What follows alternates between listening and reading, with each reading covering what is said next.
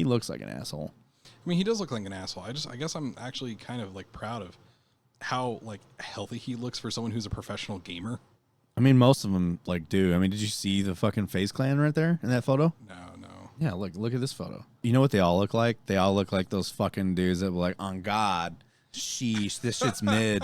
Like, they look like the fucking standard fuck boys that you see in like the parties. This is like the kind of guys that you don't ever leave your girlfriend around alone because she'll get fucking assaulted. Not because you think they'll steal your girl, but probably because they'll fucking put something in her drink when you're not looking. We're going to get a fucking cease and desist letter after this episode. I don't give a fuck. This dude looks like the only probably cool dude of all of them. I'm not gonna lie. It's more than just his beard, but he's just the beard. It's the beard, and like he doesn't have the fuckboy look like this dude does.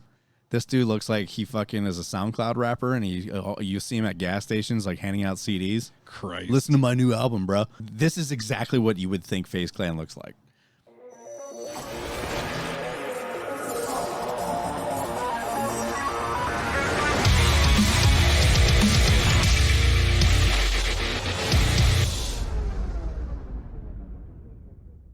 Well, we're back for another one. We are back.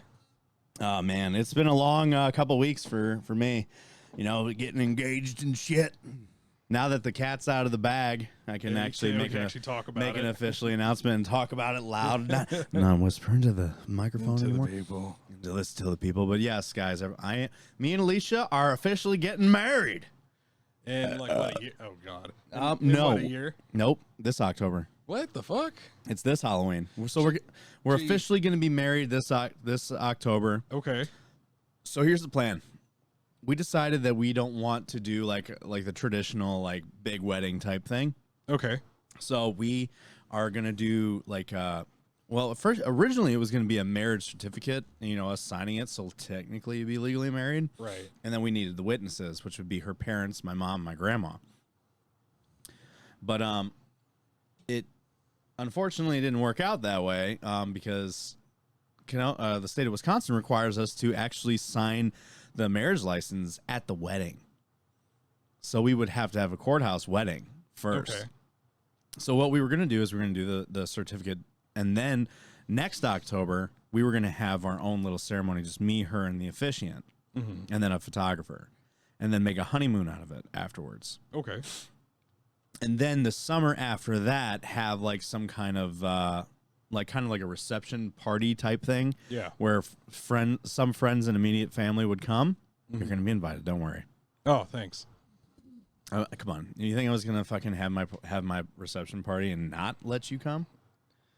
I mean, I was not making assumptions either way. But I'm sure like some of the people that are, avid followers of this, they're like, well, I want to go. Like, unfortunately, I'm sorry, but we're keeping it like nice and small and sweet. Right, semi-small, so that way it's like not a fucking madhouse. But we're getting married on Halloween this year. Oh.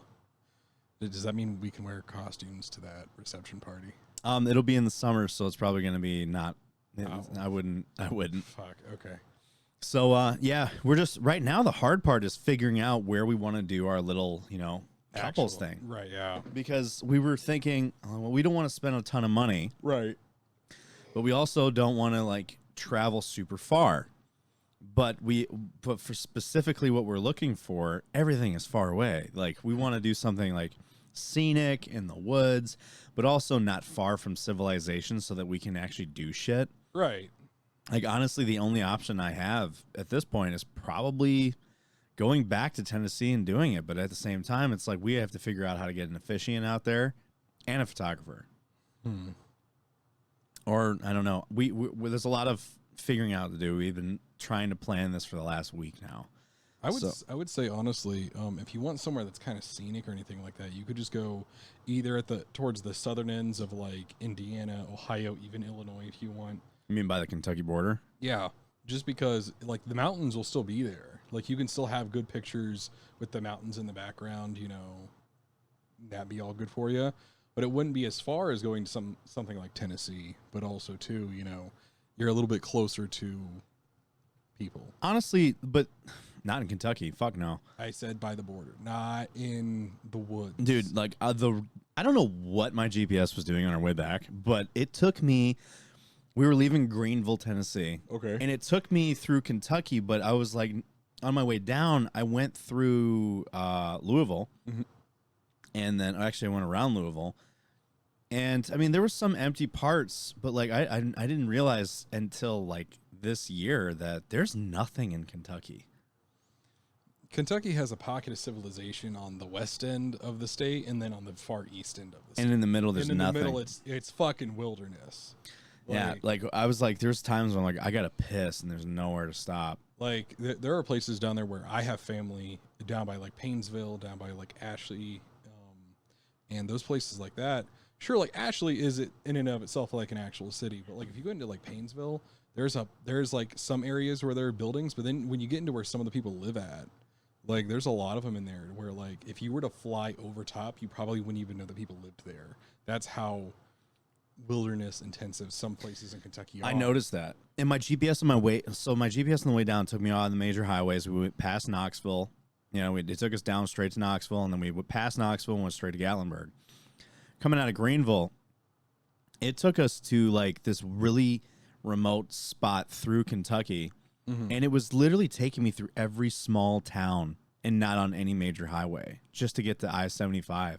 And I'm like, why is it taking me this route? Apparently it was the fastest route, and it was technically on the GPS. But I mean, it was just like we went through a lot of towns where it was like 35 miles an hour, 40 miles an hour, and like the highway's 50. And I'm like, where the fuck are we? Like, I don't know. I honestly, these little towns that we were in, I'm like, I've never even heard of this place. Yeah.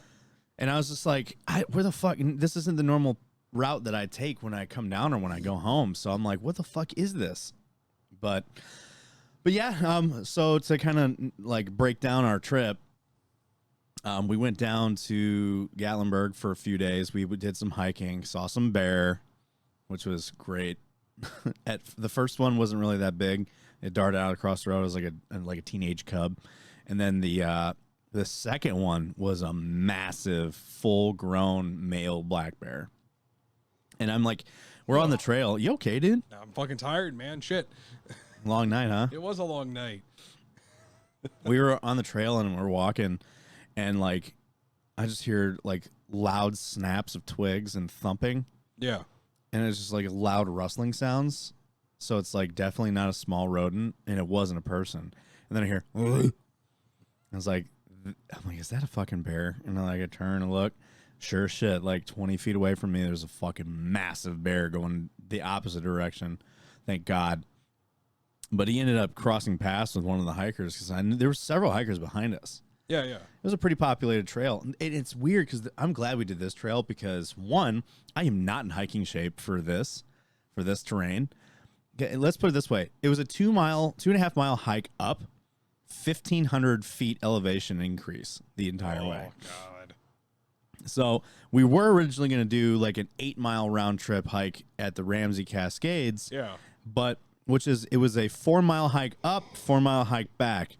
Now, for the Ramsey Cascades, the first couple miles is relatively up and then flat and then up and then flat. The last mile, last half mile is about 1,000-foot increase in elevation. So it's like straight up. It sucked. But I'm glad we didn't do it because, one, the trail was closed, and it was really strange because like the peak season for that area is from May to November. Yeah. And when we got there, the trail was closed and only open on weekends from May to November. I'm like, what? Why? It was really weird. Did you find out? Yeah, apparently the workforce, like people aren't working. Like nobody wants to work for the DNR, whoever the fuck takes care of the trails. So they have to do trail maintenance on like throughout the week because they only have so many people. And they can't keep the trail open every day. Because normally they would close the trail.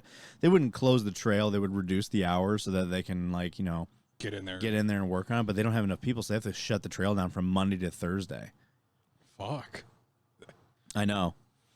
So like our whole way up, we were fucking sucking, dude. It was so rough, like the whole way. It was 1,500 feet incline the whole way. and I realized like how like one we're in elevation, two it's hot and humid, so I'm like we have to stop so much because I'm like my heart rate. I like checked my heart rate on my watch. My heart rate was like 215. Jesus, man, you having that much trouble? I mean, I wasn't used to. I'm not in like the shape for that kind of terrain because I've done Devil's Lake, which is, you know, and for Wisconsin, that's like pretty high elevation and it's very like strenuous terrain. But it wasn't. It's not that bad. Yeah. Like I was able to. I can make it to the top without stopping. We'll stop at the top, have some lunch, and then it's relatively flat at the top. You can just, you know, follow some trails and it's like up down hills, and then it's not crazy. But once you're at the top, it's like you just hike the trail around the trails at the top to go see all the overlooks and shit. Well, here it's like fucking up because you're going up in the mountain. Mm-hmm. And then we finally get there. We sat there for, I don't know, maybe an hour, like watching the waterfall. The waterfall's massive. The photos that I have don't even do it justice. Like there's a photo I have of Alicia sitting on a rock looking up at it. But it's and it looks like it's not that big. Mm-hmm. But what you can't tell in the photo is like where she's sitting versus where that waterfall is at least 50 to 100 yards. And yeah, so in the picture it looks like she's right by it. Yeah, in the picture it looks like she's right by it. But if you look closely in the picture, you see people under the waterfall, and they're like this big, and the waterfall is like fucking this. It's like 100-foot tall waterfall. It's big. Okay. It's just, but the photos don't make it look like that, of course. But yeah, we get there. And the way down equally sucked in its own way. At first, it was like, oh man, we're gonna get down fast. This is not that bad. And then it was just like 2 miles of going down on rocky terrain. So our knees are my knees and everything. My ankles were fucking shot at the end of that day. And then I made a mistake of taking an edible that night. Oh, fun times. Okay. And I like it took 3 hours for it to kick in. Oh well. Because I was like, normally these kick in within the hour, but this took 3 hours to kick in, and at that point I was exhausted, and it was late at night. Yeah. And I'm laying in bed, and I can't sleep at all because of the edible. Like I can't. Every time I start to fall asleep, like my dreams start to become a reality, and then like I just like keep waking up throughout the night. Same with Alicia because she took one too. Ooh. Ugh. Oh, gross. So we so our first night down there in Gatlinburg, I stopped at a place called Old Red. Don't go there. Don't eat at Old Red. If you're in Gatlinburg, don't go to Old Red. Okay. The food, let's put it this way.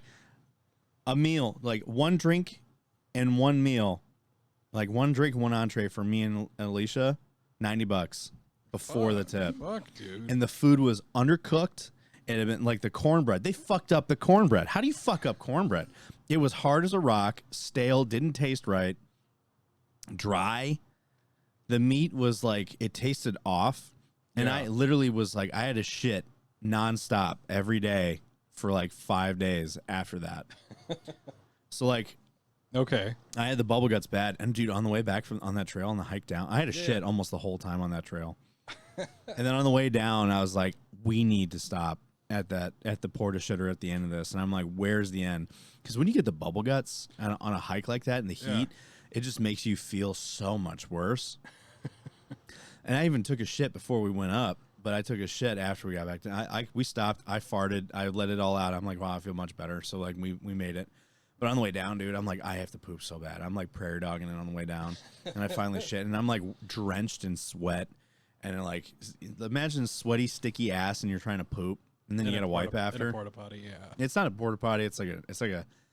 So it's like an actual like. It's like a shack. Restroom. It's like a restroom. Well, that's like better. a rest stop. That's a lot better though. That's not. Oh, and it was clean too. So it wasn't. And it didn't good. stink. It didn't smell like something you get at like Basic.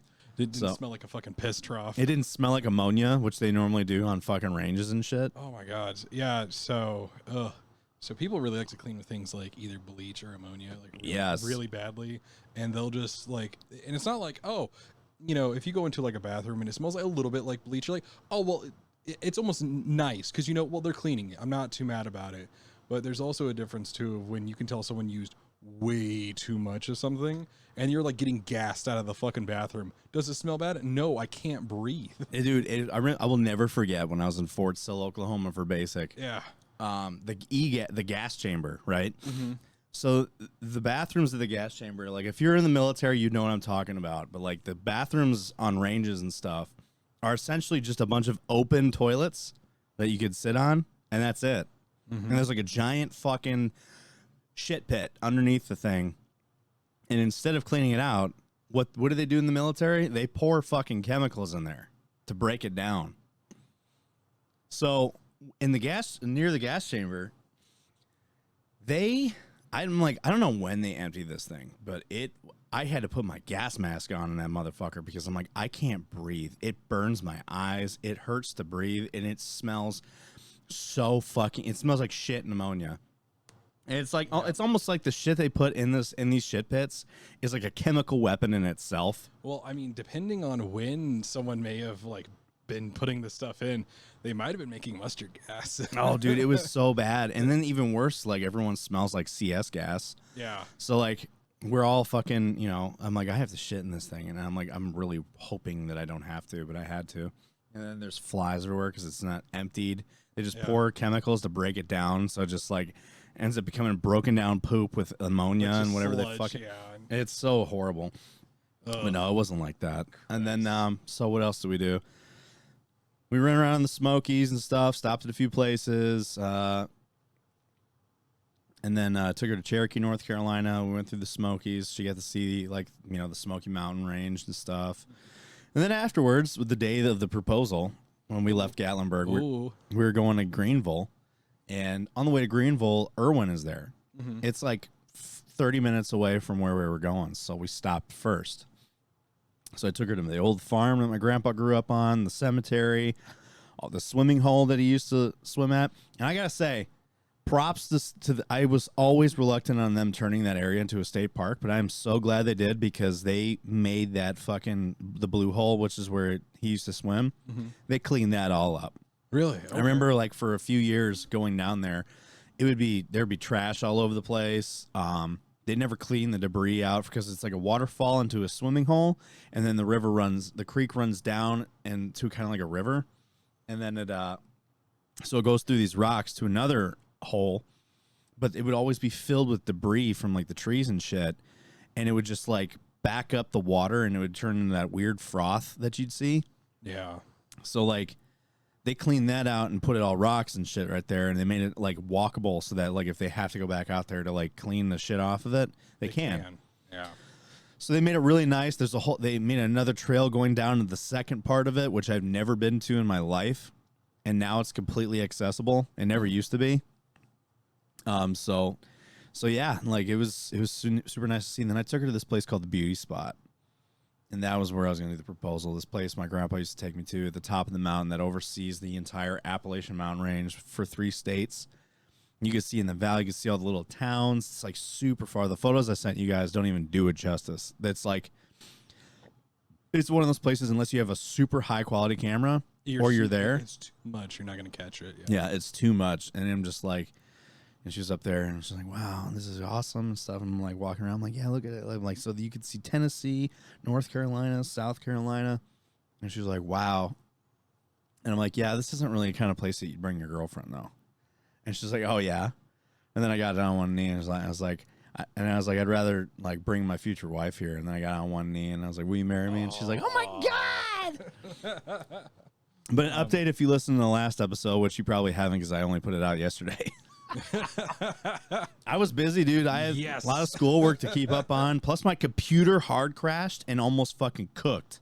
Oh. I didn't tell you about this. So yesterday, day before yesterday, I had a databases class, and we used a thing called SQL Server. So basically, it's a program within my computer that turns my computer into a server. Mm-hmm. But it's not a server for anything else but databases that I make to put into it within it. So it doesn't connect to anything. Yeah. But it's a server. It's a program. Mm-hmm. Class ended. I played a couple games, and then I went to bed and I went to shut my computer off. Well, I didn't save my work, so it stopped the shutdown. So I come back down, and I'm like, my computer's still on, but I turned the screen off. And the computer's still on, and then I booted up. It says you didn't save your work. So I didn't save the work, but I kept the program running because I was going to keep working on it. Then I went to the gym. Come back, my PC's off. And I was like, I didn't turn that off. It crashed. was like, did that thing crash? So I started up, and it goes through like a whole reboot process and like checking for updates and stuff. And I'm like, huh, that's weird. Okay. I think and then come time for my regiment stream slot, I go to fire up my stream. I'm noticing before, I'm like, it's lagging when I try to like type in anything. And then when I like my cursor's like skipping across it's like lagging. Like I'm having frame loss in my desktop. Yeah. I was like, what the fuck is going on? I go to fire up the stream. The stream is not operating properly. My scenes are transitioning all like choppy. Everything's like, it's almost like my CPU is being overloaded. Yeah. Which I'm looking at my CPU usage. It's relatively low. And I'm like, it's actually super low. And I'm like, why is this happening? I tried some reboots and stuff. So then I go into my computer's BIOS. My CPU was at 97 degrees Celsius. Oh, shit. Which is nearly 200 degrees. Yeah. And I was like, holy fuck, that thing is hot. Yeah. So I shut it off. I think what happened was that during the crash, the processor kept running along with the server and the program. Yeah. And the cooling system was off. Everything was off except for the processor. It was still running the server. Okay. So I had nothing to cool it down. So when I was running it again with the fans and everything, it couldn't keep up and cool it down fast enough. So it was overheating. Oh shit. Okay. So like I had to shut down and then I had to like completely like redo all my programs and stuff because I'm like, fuck, dude. I almost fucking baked my computer. So yeah, then we go to Irwin. Family reunion was on Saturday. We went to the range, fired that AR-15 that I have. Yeah. And I got to send it back to Palmetto because it's got a defect. What the fuck's wrong with it? So mechanically it operates just fine. But the handguard is a free-floating handguard. And after 6 rounds, the handguard starts to come off. It starts sliding off forward. And I'm like, that shouldn't be happening. And so I would loosen it up, push it back, tighten it up as tight as I could get it. And after 6 rounds again, it would be sliding forward. And it would stay at it goes forward so much and then stops. But like, it's enough to where it throws your sights off, like your iron sights. Because the iron sight's on the handguard. And the rear and the upper receiver is separated from the handguard. So if the handguard's moving and your front sight's floating forward as you're firing, you're never going to get a good sight. You're never going to get a good zero. So I have to send it back. Alicia fired it. That's her first time shooting an AR-15. She was all sore and stuff. She's like, it hurts. We put like 100 rounds to that fucking thing. It hurts. Shit. Yeah. Oh, it does have. I will say this. It's got some kick to it. Why does it have kick to it? What do you? It's a 300 blackout. Yeah, I mean, it's a little more kick than a 223 or a 556. So. Yeah, but the 556 doesn't really. That doesn't kick. No, it doesn't. And I was kind of expecting the same thing. Oh, really? Yeah. You were like, oh, it's fine. And I'm like, I've shot these fuckers before, and then like because it is kind of a heavier round, so it kicks a little more. Yeah. It's not like a crazy amount, but it's more than I expected. Yeah. And her shoulder was sore. She had a nice mark on it. I'm like, this thing must really kick if it left a mark. So then we go to handgun range because we were the only people there. Oh, that's kind of nice though. Oh, it was super nice. So I go to the handgun range and her arms are so tired that she can't even hold it up anymore. Hold up the handgun. So I'm like, all right, you're done. But yeah, she fired. She did pretty good. I'm not going to lie. Nice. She did pretty good, especially with her first time shooting a rifle like that. And then we went to Greenville, had the reunion. The reunion was it was weird. So I have, and I'm going to say this because I know none of my family listens to this, but I have an uncle who has dementia. Mm-hmm. And he's in the early stages of it. So it's not like full blown yet. No, but he apparently throughout his whole life, which I've never known this, has been known to be an extreme pervert. Huh. So he was being extremely perverted to Alicia. Oh. He was like grabbing at her and pulling her, saying, sit on my lap and stuff. And she was all like freaked out. I'm like, we're all like, hey, come on, leave her alone.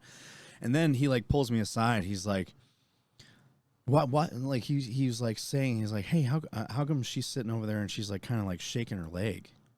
I'm like, well, just because she's got anxiety. Like she's got social anxiety. She doesn't know you guys. And we're in an environment of people that she's never met, except for like my mom and a couple other people. Mm-hmm. So it's like, she's, she kind of struggles with this kind of thing. And he's like, oh, so she's kind of introverted. I was like, yeah. He's like, well, let me talk to her. And I thought he was going to try to, like, you know, make her feel better. You know, it was like, hey, you know, and he did. And he brings her over. He has her over there. He's like, you know, I thought, like, because usually what he would do if he would be, like, a little bit inappropriate, which he always used to be, he would apologize and be like, no, it's kind of my personality. I say outlandish things to be funny. I don't mean anything by it.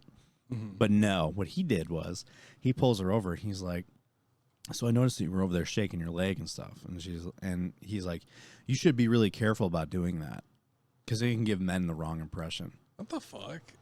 Like, making her super uncomfortable and stuff. So is this like... And she's, by the way, she's also wearing like a dress.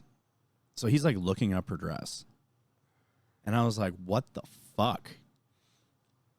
And then I told my aunt about it. And she's like, oh, yeah? Want to hear you know what he said to me? And I was like, oh, no. Apparently, he told my aunt, he gave her a hug and he looked at her and he's like, let me get a squeeze.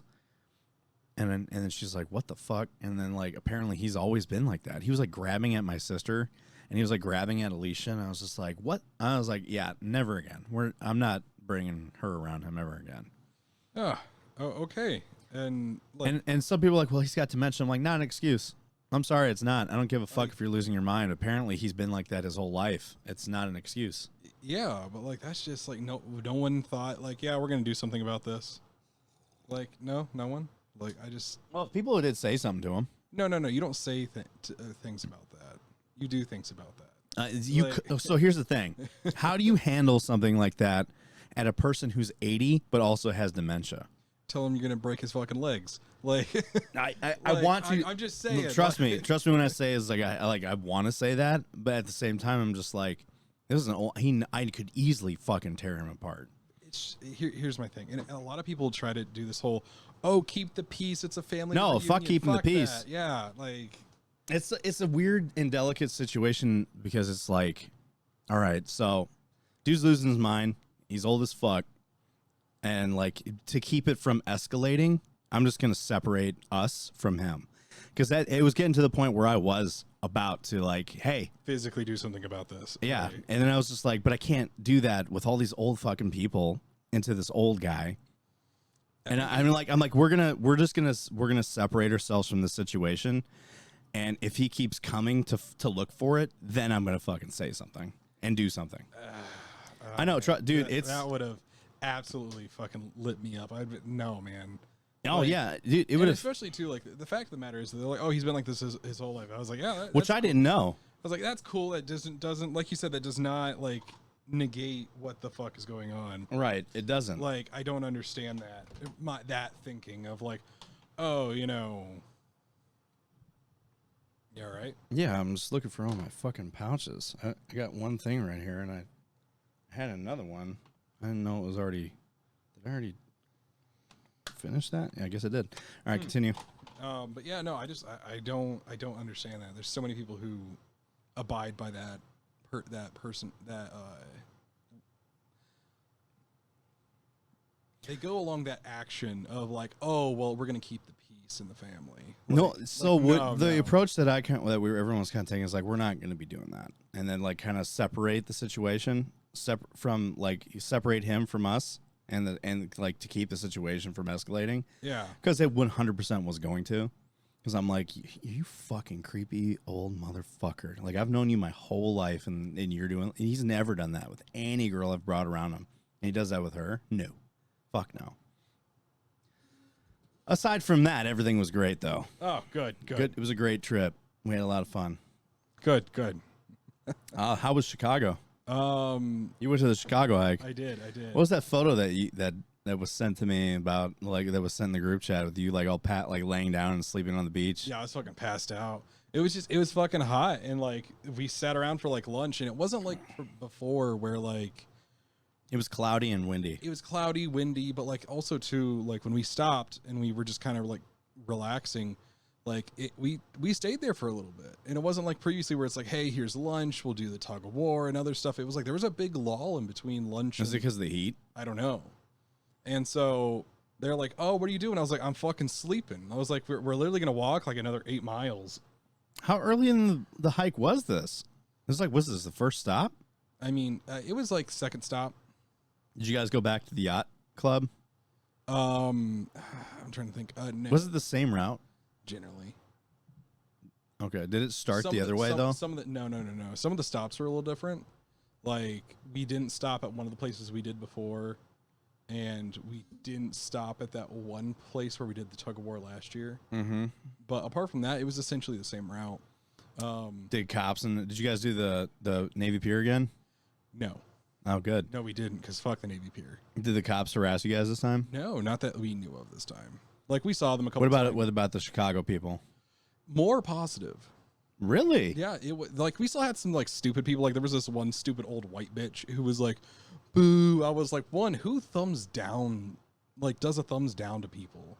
Like, I don't care if you disagree with me or not. Flip me the bird. Be normal, something. But like, you gave me a thumbs down. No one loves you. Get out of here. That's why your kids don't visit. Fuck you. You know what I mean? That's why no one will fuck you, lady. But like old ladies that fucking hate everything that's positive, because like they don't get laid themselves, so they just like fuck everybody. Go on. Like we had only one dude who asked if we were like a white supremacist movement, which was really funny because like more than half the people there were brown or darker. So I always find that funny. That part like blew my mind. I look behind me after he says it, and I'm like, there are literally so many black people and like other ethnicities here that aren't white. That just blow. Why would you ask that? Like, this is way too diverse of a group for you to be like. It's a Nazi group. Like, I always find the racism thing that people like in Chicago always accuse us of. Yeah. This is a racist movement. Like how? Like there are so many ethnicities in this fucking hike right now. Fucking hike. It makes no fucking sense. What did somebody say to him? Anybody say anything to him? They were like, no, this isn't. Like they were, got a little snarky about it. But like, we also had one asshole who like legitimately almost got fucking assaulted. Really? Yeah. Well, tell me about that. He rode by on his fucking bike, and like when we were stopped at that one place where I fell asleep at. Yeah. This dude like rode by on his bike when we were getting ready, and like snatched the American flag that was held on someone's fucking standard, like their fucking pole for it, and just like threw it, like rode by and like threw it on the ground. So like every single person who saw it was like, yeah, go ahead, ride back. No, you think you're tough. Ride back here, see what happens. Like because we were sitting there, I was like, I fucking hate Chicago. I was like, I really hope he does that. I really hope he thinks he has the balls to ride back. He didn't. Because I will fucking shoulder check you on a bike, and it'll look like you hit me. Your bike won't be good, and now everybody here is going to beat your ass. Like, come on. I fucking like, you think like if you're ballsy enough to do something like that, at least have the nerve to sit here and tell me as to why you're fucking upset with what we're doing. Did he come back? No. Of course he didn't. They never do. He pedaled away like a little fucking bitch. Like, that's exactly what he fucking did. And this is why I hate Chicago. It is riddled with communist little fucks that are like, it's like, if you hate it so much, leave. Get the fuck out. Well, my issue with the whole argument with the whole like communism thing is that not even just like the whole idea, I won't even tell people like, leave America, we don't want you here or whatever. No bullshit like that. I ask them, any place on the planet that has communism, would you live there? And the answer is always fucking no. Then why do you like communism? Exactly. Well, it's because it stands for this. I was like, yeah, and Hitler also had a no smoking campaign. Does that mean we should be Nazis now? Like, just because there's some positive in whatever's going on does not mean that you should just go with whatever that is. Fuck. The Nazis introduced a Marine Mammal Protection Act. They were against pollution and against hurting wild animals for no fucking reason. That doesn't mean that you should just go along with everything they say. That's the exact same thing that with communism. Oh, well, we think that we should distribute the wealth and make everything equal. I'm like, yeah, in theory, that does sound awesome. Like, I won't lie. Like, that's okay. But has it ever worked? Has it ever happened? And would you live in some place that goes by these fucking mottos? The answer is no to all three of those. So why are you advocating for this? Just blows my mind. And never once have I ever heard a good, legitimate argument for it. The thing with Chicago is the first hike I did was in Chicago. It was the one that we went on, right? Yeah. And ever since that, I was just like, I don't fucking ever want to come back here. It put a bad taste in my mouth about Chicago that just hasn't gone away. And I'm sure, like, even though the incidents this time were really few and far between, probably, from what it sounds, I should say. Even still, just with that, it's like, it's the mentality that people there have. Oh yeah, especially towards us. To be honest, fuck Chicago, man. Like, fuck Chicago. If you like Chicago, fuck you too. Like, there's nothing that I see in going on there that I either agree with or that is something that I would want to support, because it is a fucking slum ass fucking city that is full of nothing but poor people, fucking drug addicts, fucking, you know, and the people who aren't in those two categories are fucking assholes. You guys can't drive. Your roads are shit. You tax the fuck out of everybody, but everything's still shitty. So you're just keeping the money somewhere or spending it on stupid shit. It drives me nuts. Like, I think the cherry on top for me with Chicago when the last hike was when we went to the Navy Pier. Yeah, dude, the Navy Pier was the fucking one that I was just like, this is a joke, right? Well, no, everything about the fucking Chicago during that hike was a fucking joke. The people who were booing us, who were doing nothing but trying to start shit with us, were a fucking joke. The only good people that we met on that fucking hike that weren't fucking the occasional person, because it wasn't everybody, admittedly. The occasional people who were positive was the fucking anti-war protesters. They were totally fine with us. And me in Milwaukee? Sorry, that was in Milwaukee. That was in Milwaukee. And they were totally fine with us. That was weird. So we see these anti-war protesters, and they were like, what are you guys walking for? And it's just like, what are you guys doing this for? I said, oh, it's a suicide prevention and morale hike. Oh, okay. Yeah, and they had no fucking issue. And that was it. And then they kind of, and then they left after that. They handed us some water and left. In Chicago, they're just like, you know, people are like, fucking Nazis and yelling at us and shit. It was just like, we did have this. You fibs, you cocksucking fucking fibs with your goddamn monstrosity looking bitch for a mayor. Yeah. Well, then the fucking cops last year were giving us fucking trouble. We don't like your permit. Bitch, we didn't ask if you liked our permit. Our permit got signed by your fucking legislative bodies. Yeah, it's like, I don't give a fuck if you like it or not. Like, you can go fuck yourself. Like, because if anybody who would be supportive in this fucking shithole place, I would have thought that the cops have been like, yeah, fuck yeah, man, the military. But like, no, they were like, no, we don't like your stuff. If it were me, I'd be like, need I remind you what happened last time that, you know, an authoritarian figure tried stopping American patriots from, you know, assembling? Back in the 1700s? We shot them. We shot them all. We shot them all and took the country back. That's fair. But also, too, like, I just don't understand, like, what all the negativity was about. However, we did see a thing of amazing karma. It was amazing.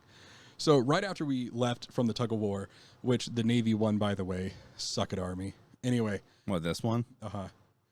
That's because you guys are by you guys are by the fucking the bases right there. Oh, so there's more sailors than Army guys. There was a lot of Army people there this time, and there wasn't that many Marines. So, you know, really, yeah, there wasn't that many Marines in terms of saying the total.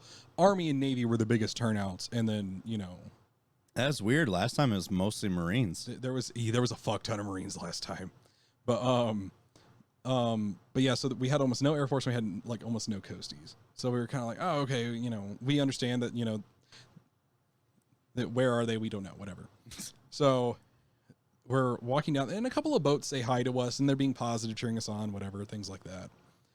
And this one boat drives by, and there's a couple of people on the boat who are, you know, like, cool, whatever, you know, everything's fine, you know, cheering us on. And then there's this one dude who just like starts giving us the finger, and we're like, dude, fuck you. Like, you know, what, like, why go to the trouble? Like, you can tell we're being positive. Why go to the trouble of like being an asshole? And you just see a fucking coasty ship just fucking come like Tokyo drifting in, fucking laying on the fucking horn, just fucking like cheering their fucking hearts out. And you can just see the dude on the boat behind the coasty ship right there, just pissed. That kind of scared me, I'm not gonna lie. That was weird. Why did I just get a pop-up for that? Anyway, but yeah, you just see the dude behind the coasty boat just like fucking pissed. Fuck him. Because the Coasties did too. They probably saw that and came just fucking rolling up, and we're like, holy shit, the Coast Guard actually showed up. The Coast Guard showed up in beautiful fashion. God, yeah, they did. It was awesome. It was perfect timing. Be careful hitting the desk, by the way, because you know the camera. You know what? I really want to get a separated mount for this, just like its own tripod stand, its own stand, so that way, like, I don't have to fucking worry about you, like, you know, going. But the funny thing is like, I do it, And it doesn't, I do this. Well, the thing it is, doesn't wobble as much. I think it's because you got this on a separate stand, which is fine. And you have just the camera there. Your setup here has the whole loop on one thing here. I know. And I think it's just a little too heavy. So that way, as soon as there's any vibration, it just continues. So tell me about transit on the way back after the hike. Was it just as bad or was it better? It was better in the fact that the buses didn't break down. But did it still take a while? Yeah, it still took a little bit. At least they fucking came. Granted, we had to get an Uber. Granted, this time around, well, I say this time around, but like, I was still volunteering to help out and do things like that. I still been getting away with volunteering for these things. And they're like, hey, can you set the pace for the hike? I'm like, holy shit, I get volunteer. We always do this. And all you ask of me is just to run the pace of the hike. Fuck yeah. That's how I met you. Me and you were in the front. And then they were always telling us to slow down because we were just fucking leaving people in the I'm not dust. gonna lie. So this year, we did a lot better on like holding the pace. Probably because it was so fucking hot. But like, yeah, it was. But like also too, last year was so bad with me and you. We were like, there was a solid like 10 to 15 minutes where we were just at like a full ruck march pace. Mm-hmm. And they're like, whoa, guys, hold on. Guys, this isn't a ruck. Slow down. We're like, I'm so sorry. I'm like, I'm sorry. It's just, we're on a long path. You're going to start striding out and like doing full pace walking. So it's just like, I remember in that first hike, I fell behind because my cutout of Tim back here fell off my bag, and I like had to restrap it. Everybody got real far ahead, so I fucking ran with my ruck on to catch up. I couldn't see the hikers anymore. Oh shit! That's how far back I was. Well, then again, it wasn't like you guys were super far. It was just that we took in like a turn or something. Taking a few turns. It was like under a bridge and stuff, and then still following the bike path. And I was still by a park. And gotcha. I want to say it was the park with the track on it. Yeah. So we weren't already that far. You remember there was like a track right there? Mm-hmm. We passed the track. That's where my fucking cutout fell off. Oh, okay. So I went and I was like restrapping it and securing it and stuff. And then I got up and I just started fucking doing my ruck run all the way to the front. And I was just like, fuck, man. Like I couldn't see you guys anymore. You'll be in Milwaukee though. I will be, yeah. Yeah, my dad's coming down for that one too. Oh, nice. I really tried to get my dad to come out for the Cincinnati one. But he was like, hey, how far is it? I think the Cincinnati one was like 7-8 miles in total, like the whole march. Mm-hmm. And he was kind of like, yeah. He's like, hey, Case, I don't really know if I can do that. I mean, can't gig him for it. Alicia's dad is going to do the hike this year again, too. Oh, nice, nice. We even got like cool, like patriotic American flag socks. Very nice. I'm actually hoping between now and then I'm going to try to order a pair of like customized silkies. I want to get some custom silkies, too. Or I was just going to wear my kilt. Oh, my God. Do that instead. Yeah. I'm thinking about it. Or put silkies on underneath it because you'll chafe. Yeah. I highly recommend like wearing some because Alicia made that mistake. We went to Gallenberg. She was wearing a dress and she didn't have anything else underneath, like on her thighs. Oh, yeah. So, by the way, Tennessee is fucking hot. It's hot. And humid. So in Gatlinburg, you have to find parking. And then you walk the rest of it. So we found parking, but I even told her, I was like, I don't know if we should park here or move forward, but the traffic through Gatlinburg is a nightmare. Yeah. So have you been there? I've been to Gatlinburg a long ass time ago. Well, the one thing I'm sure you'll remember the most is how heavy the traffic was through the main road. Yeah. So driving anywhere is like a fucking half. It's not even that long. It's not worth it to drive. It's not worth it. So we were walking, and then she was like, I am chafing so bad. And I was like, do you want to, like, stop and get some shorts? And, like, we had to stop at one of those fucking tourist trappy fucking places for shorts. And it sucked because, like, all the shorts they had were, like, these weird fucking new age booty shorts and stuff. And they were, like, made out of, like, fucking, like, fucking wool or not wool, but, like, fucking soft fabric. But it was, like, I don't know. So it was like finding her a pair of shorts to wear while we were there was awful. It was awful. Like, dude, and then all the stores are the same. That's the other thing. They're all the fucking same. Oh yeah. I remember being a tourist trap, but ever since, like, I was like, I wonder what it's like now after COVID and after the fire they had. Mm-hmm. Like, what's changed? A lot's changed. There's some nice breweries. You got Smoky Mountain Moonshine. That's where they started. Yeah. The one that you can find in the store, the one that Doc likes because you can get the fucking the dairy cream, strawberry cream moonshine that they make, even though it's not really moonshine. It's just fucking, it's like dairy liquor. Yeah. Well, it's good. Don't get me wrong. It's because Eldridge is kind of a pussy when it comes to his alcohol. I know. Beverages. I remember giving him, and I know you're gonna listen to this, much you son of a shit. bitch. Like you couldn't even do a shot of Fireball. I don't like Fireball. I just don't like. I'm like, it's like the easiest shot I could give you. No, well then we tried to give him a shot of that peanut butter. Oh, whiskey. Screwball, that one too. He's like, I don't really like. I don't want it. I don't want to drink peanut butter. Dude, we basically had to suck his dick to get him convinced to do it. Oh my god, he is the most prissy man when it comes to alcohol, and I pray for him because he's gonna get with a group of people who are going to wreck his shit in the military, and he's like, oh, I'll be ready for it. I'm like, I don't know, man. You know, you won't. You will not be ready for it, Doc. You will not be ready for it, buddy. All right, so let's actually like talk about some topics now. Oh yes. Now that we've done our catching up. Yes. There's not very many topics this week, which is weird because I missed a lot. Well, it's also really hard to play catch up in this type of scenario with where we're at. So I know. Man, I really want to fucking get a new tripod for that thing. Is it bad? You know, I'm like looking at you and it's just like, it's like fucking headbanging. So, there's a mobile game publisher called Unity, and the CEO had to put out an apology because sometime last week he called game developers fucking idiots unless they said that game developers that don't focus on microtransactions are fucking idiots.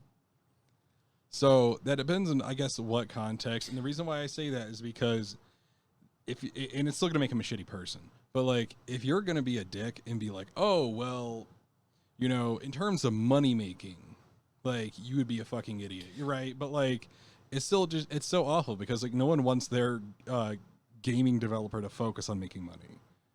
Like apparently, Activision Blizzard does. So it's more specifically what he said that game developers who don't consider monetization early in the process of making games are fucking idiots.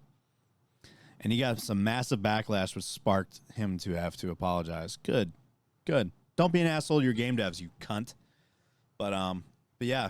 But also Unity, the company, has merged with ironSource. And there's a lot of backlash with this merger. And one of the reasons why is because ironSource has been notoriously known for spreading malware. oh shit. And then they also laid off hundreds of people. And it was a multi-billion-dollar merger, and they laid off hundreds of people. And the company they merged with was like, so I've never seen a corporate suicide this wild since Artesian. That's what this tweet says. Oh, my God. Listen, man, if you just weren't a dick, we wouldn't have found out you didn't do your taxes. That's true. Like, fuck. It's true. Like, it is like... And then, I don't know if I ever talked about, like, the whole situation where it was discovered that he was... selling off PCs that people had already bought that he didn't ship. Yeah. Yeah, no, we did. We talked about that on here. Where, we did? Like, yeah, where it was, he was selling products to different people who had already like ordered their product, never sent it to them. And it wasn't like, and then he sold it to somebody else to try to recoup money so that, to like save the company or some bullshit. Well, because he even towards the end when they were or to pay his fines or something. Yeah, when they towards the end when they were shutting down, they were like, hey, we'll build what we promised to build and ship it to people. They still didn't because they were trying to sell off everything they could as fast as they could. So they were falling through on the orders that they had promised to put through until the end of their business. Sounds about right. Cunts. Here's one that it was weird when I saw this because I'm like, didn't this already happen? But it was more of like so what I'm talking about is Sony acquired Bungie, the creators of Destiny, in a $3.6 billion deal. So I'm like, didn't that already happen? But no, I guess what happened was like they kind of like partnered and then, was basically, I don't really understand how it worked. It was like they became not a part of Sony, but they essentially like let Bungie be its own thing. And it was like a partnership with Sony and Bungie. But now Bungie buys them. So now Bungie is officially like under the umbrella of Sony and all the other devs out there. So what that partnership may have been was just kind of a test run before you actually plunge into something. You know what I mean? But I don't. Wait a second. What? Look at the date on this article. April? January. Is it? Wait, was that what it said? Yeah, January of 2022. Hang on, let me find a different one here.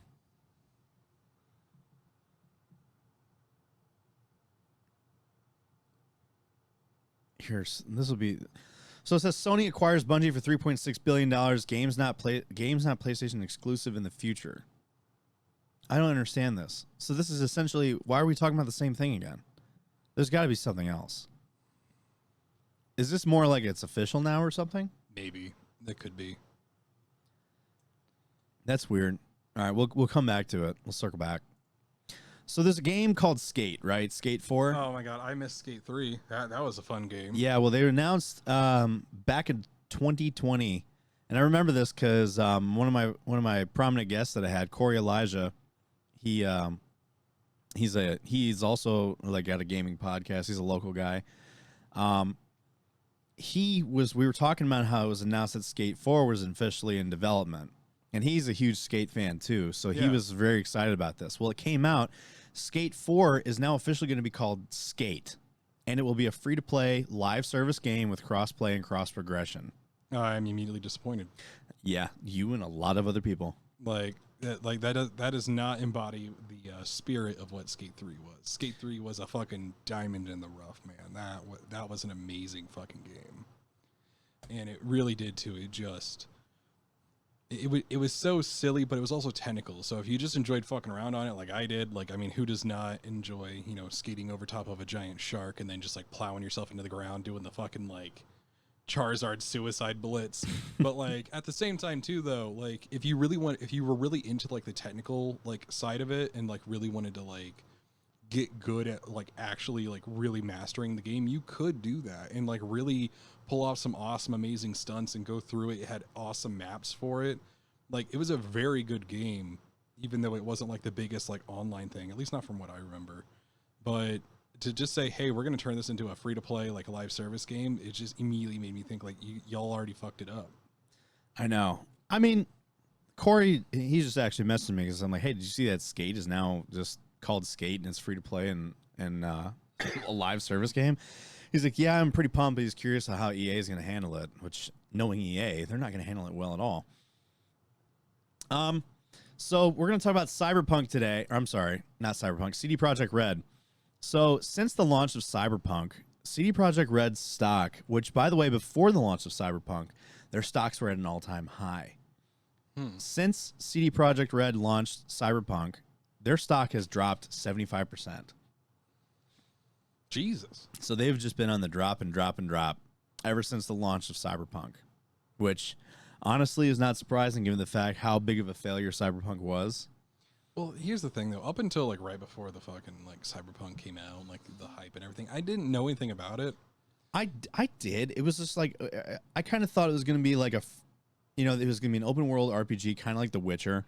Lots of things to do, but it was gonna be a first-person shooter, and I was like, okay, so everyone trusted them to handle this.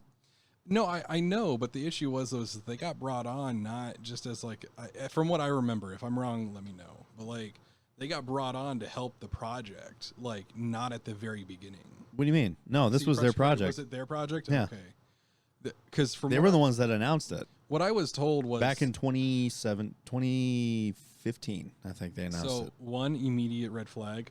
So I was under the impression, I don't know where I heard this or where I got this misconception from, but I heard that they got brought on and they were like, oh, well, we made The Witcher work, we can make this work.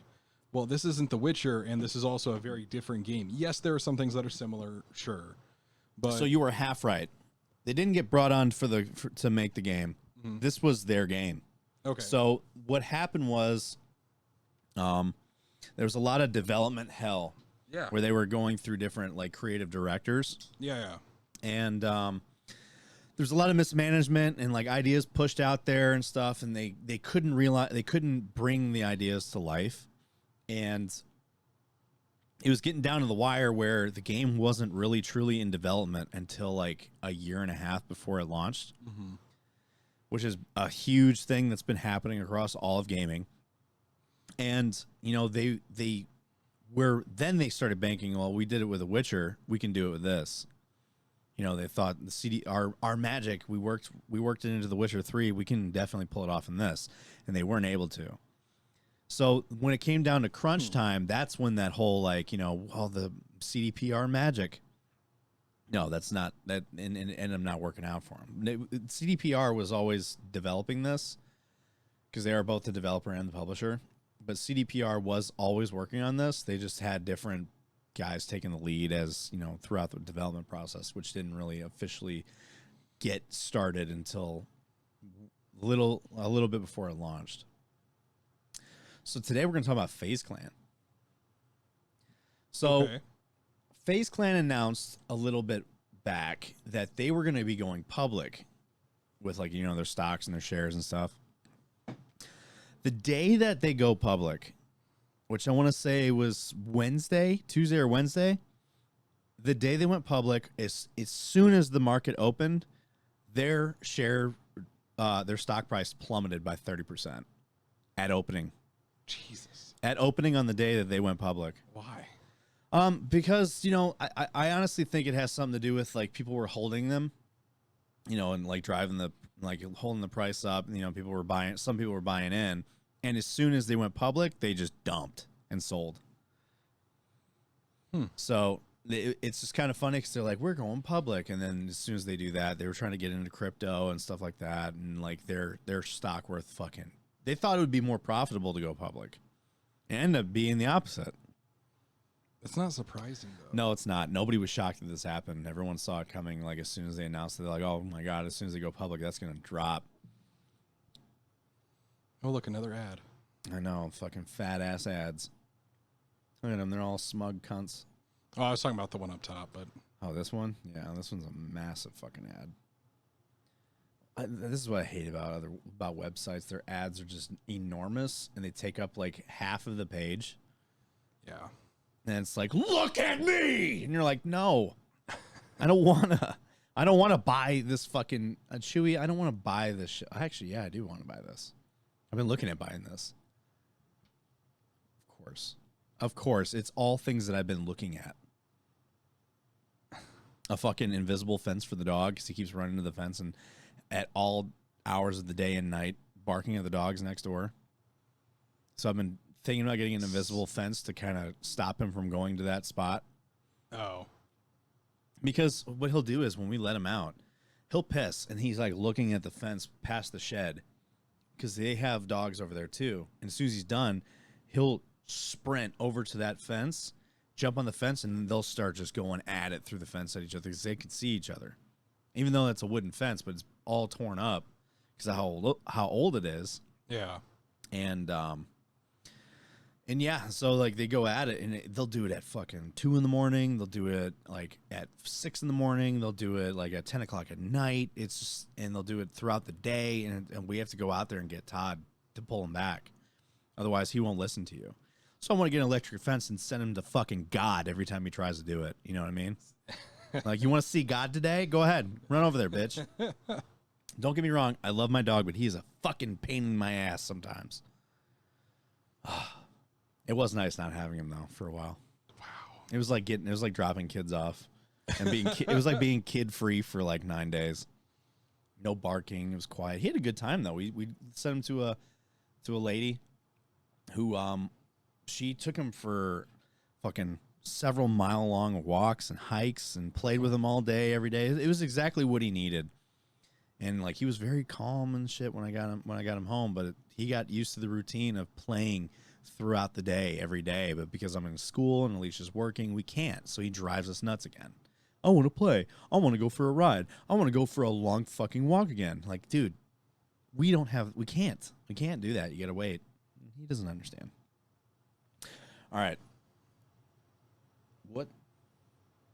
Oh no. What? I believe we're just back at the beginning, right? Oh no, it's here's the problem, right? So the display capture is on the wrong display. So give me a second here.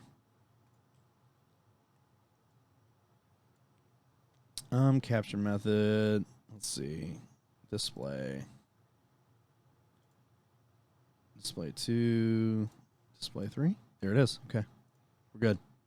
Now I got it because it was showing this screen down here. It was showing OBS. Good. I was wondering, I'm like, that doesn't look right before I started, and then I didn't even think about it because I'm stupid. But yeah, we got it now. All right, so Unity CEO apologizes for calling developers fucking idiots and promises to do better. I bet he will. I bet he will. They always say that, like, we'll do better. You know, we kind of missed the mark on that, but we'll do better next time. They won't. So John Riccitiello said his point wasn't about money, but about the importance of user feedback. Does that make sense to you? He immediately said in that fucking quote, if we read it earlier, that if you don't focus on monetization, making fucking money off of the product, you're a fucking at the idiot. Stage of a project, you're a fucking idiot. Yeah. It's not about the money, though. Oh, Jesus. What a crock of shit. I know. So Unity CEO John Riccitiello did not make any new friends when he said last week that developers who don't consider monetization early in the process of making games are fucking idiots. His point was relatively innocuous. I read that.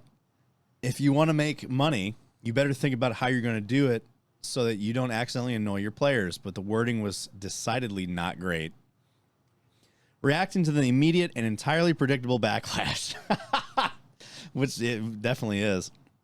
You always know that when a CEO says some outlandish shit that's pretty much like talking, it's like punching down to like the people under him and to the player base, it is always going to be met with negativity. Oh yeah, of and course. Backlash. And it's like, as soon as he said it, like, well, that's going to go well. Can't wait to talk about that on the podcast. Good Lord. As soon as I saw that he said that, I'm like, this is going to be a news article for sure. So, Riccitiello dismissed reports of his statement as clickbait and out of context, although he added that he was deeply sorry if what I said offended any game dev. This didn't help very much. Several responses to his tweet noted that saying sorry if people were offended isn't really the same as being sorry for what was said, which is true. Yeah, very. Perhaps with that in mind, Riccitiello posted a more robust apology over the weekend, saying that he is listening to criticism and will do better. What do you got to say, dude? To our friends in the Unity community, I owe you this. So he says, I want to talk about both what I said in the interview and my follow-up tweet. I'm going to start off with an apology. My word choice was crude. I am sorry. I am listening, and I will do better. What I can do, perhaps, is provide more on what I was thinking when I did the interview. What I would have said if I had taken greater care. First, I have great respect for game developers. The work they do is amazing. The creativity and their is incredible, whether on a AAA console, mobile, or indie game, designed to be played by millions, or a creative project, a game made by just the sheer joy of it. Second, one thing I have seen is that most game devs work incredibly hard and want people to play their game, to enjoy it, and, when appropriate, for players to engage deeply. For the game devs I have worked most closely with, there's often anxiety about whether players will love the game and appreciate all the work and love that went into making it. Third, sometimes all a game developer wants to do is have a handful of friends to enjoy the game. Art for art's sake and art for friends. Others want player money to buy the game or game items so that they can make a living. Both of these motivations are noble. Fourth, I was trying to say and clearly failed at saying is that there are better ways for game developers to get an early read on what players think of their game, to learn from their feedback, and if the developer wants to adjust the game based on this feedback. It's a choice to listen and act, or just to listen. Again, both are very valid, very valid choices. If I had been smarter in choosing my words, I would have said just this. We're working to provide developers with tools so they can better understand what their players think, and it's up to them to act or not based on this feedback. All right. His response to this is not at all what he fucking said. Like, it's like, I didn't mean to be so crude. It's like, you called developers fucking idiots. I'm like, you don't just say that. Oh yeah, and especially when you were talking about in the way that they do, like, make money. It was specifically about, hey, if you don't figure out how you're going to, and I'm going to embellish this a bit, but how you're going to fucking exploit the player base for their money, then you're fucking idiots. Like that's such a problem because for me at least, he didn't say like, because otherwise, like he said, he would have articulated it better. If he's like, hey, you need to find out how you're going to make your money through this game. If you're going to make it free to play, are you going to have like a market, right? Or are you just going to sell it at full price and then not have like monetization or microtransactions, right? You know, those things, yes, are important decisions to make early in your process. That's not wrong, right? If you're going to make a big ass like fucking masterpiece of a game and then say, hey, here's the selling price, and then just sell it and have that generate your profit, fine, right? That is good to know early in what you're doing, because that will shape how you're doing everything. But what that's saying is you need to find out how you're going to make me money or you're fucking stupid. Like, so that's a problem. He could have, and this is me, and I know I'm not the fucking most educated person in the world, but like, if you wanted to drive that point across, the thing that he could have said, especially as a professional, as a CEO, he could have said, like, if developers aren't focusing on, you know, if they're not focusing, but if they're not putting monetization into consideration early in the development stage, then they're not procedurally taking the necessary steps at their development, like to consider whether or not that this would be a good idea or not. Right. Instead, we said if they're not considering monetization early in their development cycle, they're fucking idiots. Like, it's just like, no, that's like something I would say. Like, if you are, you know, if you're not considering whether or not your players are going to like your game or not. Say, if you're not cleaning out the shithole and you're just pouring bleach in there, you're fucking idiots. Yeah, like if you're just pouring chemicals into the shit pit, like, you're a fucking idiot. Like, that's like some shit you'd say to like your brand new private. But if you're a fucking CEO and you're talking about like the consideration of putting monetization into a game early in development. Yeah, and you're talking to the people who literally make your market right. profitable. Instead of calling them fucking idiots, you could say, like, just what I said. If you're not considering monetization, whether or not you want to put it into your game early in the stage of development, then how about this? If you're not considering taking those steps early in the stages of development to put monetization in the game, then you are oh, wow, I completely forgot the thought I was going to say. I mean, simple things like just like you're not setting yourself up for success. You're setting yourself up for failure. That's what I was going to say. Because you don't know what direction you're going in. Correct. And that's fine. That I can agree with that because like I said before, are you doing a free to play? Are you doing like an MMO subscription? Are you doing just price of the game itself up front? You know, anything like that. But no, they won't tell you any of that shit. But because that's not what he was getting at. What he was getting at was you need to consider how we're going to make money or you're a fucking idiot. Exactly. That's why. And also, too, these CEOs are so out of fucking touch. Like, that's why I'm kind of assuming the worst out of them is because it's like, let's be honest. When was the last time that we saw a CEO of a big fucking gaming company sit there and be like, oh, yeah, you know, I'm trying to do something nice? Because the really funny part is there's a lot of the gaming companies that are doing really well. You don't hear stuff like this coming from them, right? No. Like I said, this is just like the really shitty companies are kind of like showing their face. At least since I got on this, you know, doing the news with you here, I'm not seeing a bunch of these other fucking companies. And I hate to do it because I don't want to give credit to Nintendo. But like, I haven't heard about Nintendo's CEO coming out and saying some like off the wall shit. And they're doing fairly well, at least in terms of business. You know what I mean? But when it comes to business practices, on the other hand, different. It is different, but at the same time, they aren't saying shit like this. Yeah, exactly. Same with like From Software. Like, they're doing very well right now. You don't see them saying some off the wall shit. You know what I mean? But if you look at like a lot of the places who aren't making good games right now, wow, Activision Blizzard, you guys. I also noticed that now that you say this, Nintendo also doesn't have, aside from business practice controversy, they don't have like workplace scandals. Yeah. When was the last time you heard about a From Software like workplace scandal? Never. Almost. I don't think I never heard of it. I've never heard of it from them. I've never really heard of it from Nintendo. I'm sure there is. It's just probably not. Or it's probably actually handled, so there's not much to report because no one likes to put up a report. Random worker, 27, you know, sexually harassed other worker and was fired promptly on Monday morning. Like, there's no story in that. There's no story in that, so you don't hear about shit like that. Which, admittedly, I understand, but also too, you know, but you don't hear about these ongoing long scandals of you know, exploiting the company, manipulating the people. I haven't heard of Nintendo. Granted, I don't know the situation on these things, so don't quote me too like in depth here. But like, I'm not hearing about Nintendo or From Software or some of the companies that are actually like on top of their shit. You know what I mean? Sitting here like threatening their employees that don't you fucking join a union or so help me God, it'll get worse.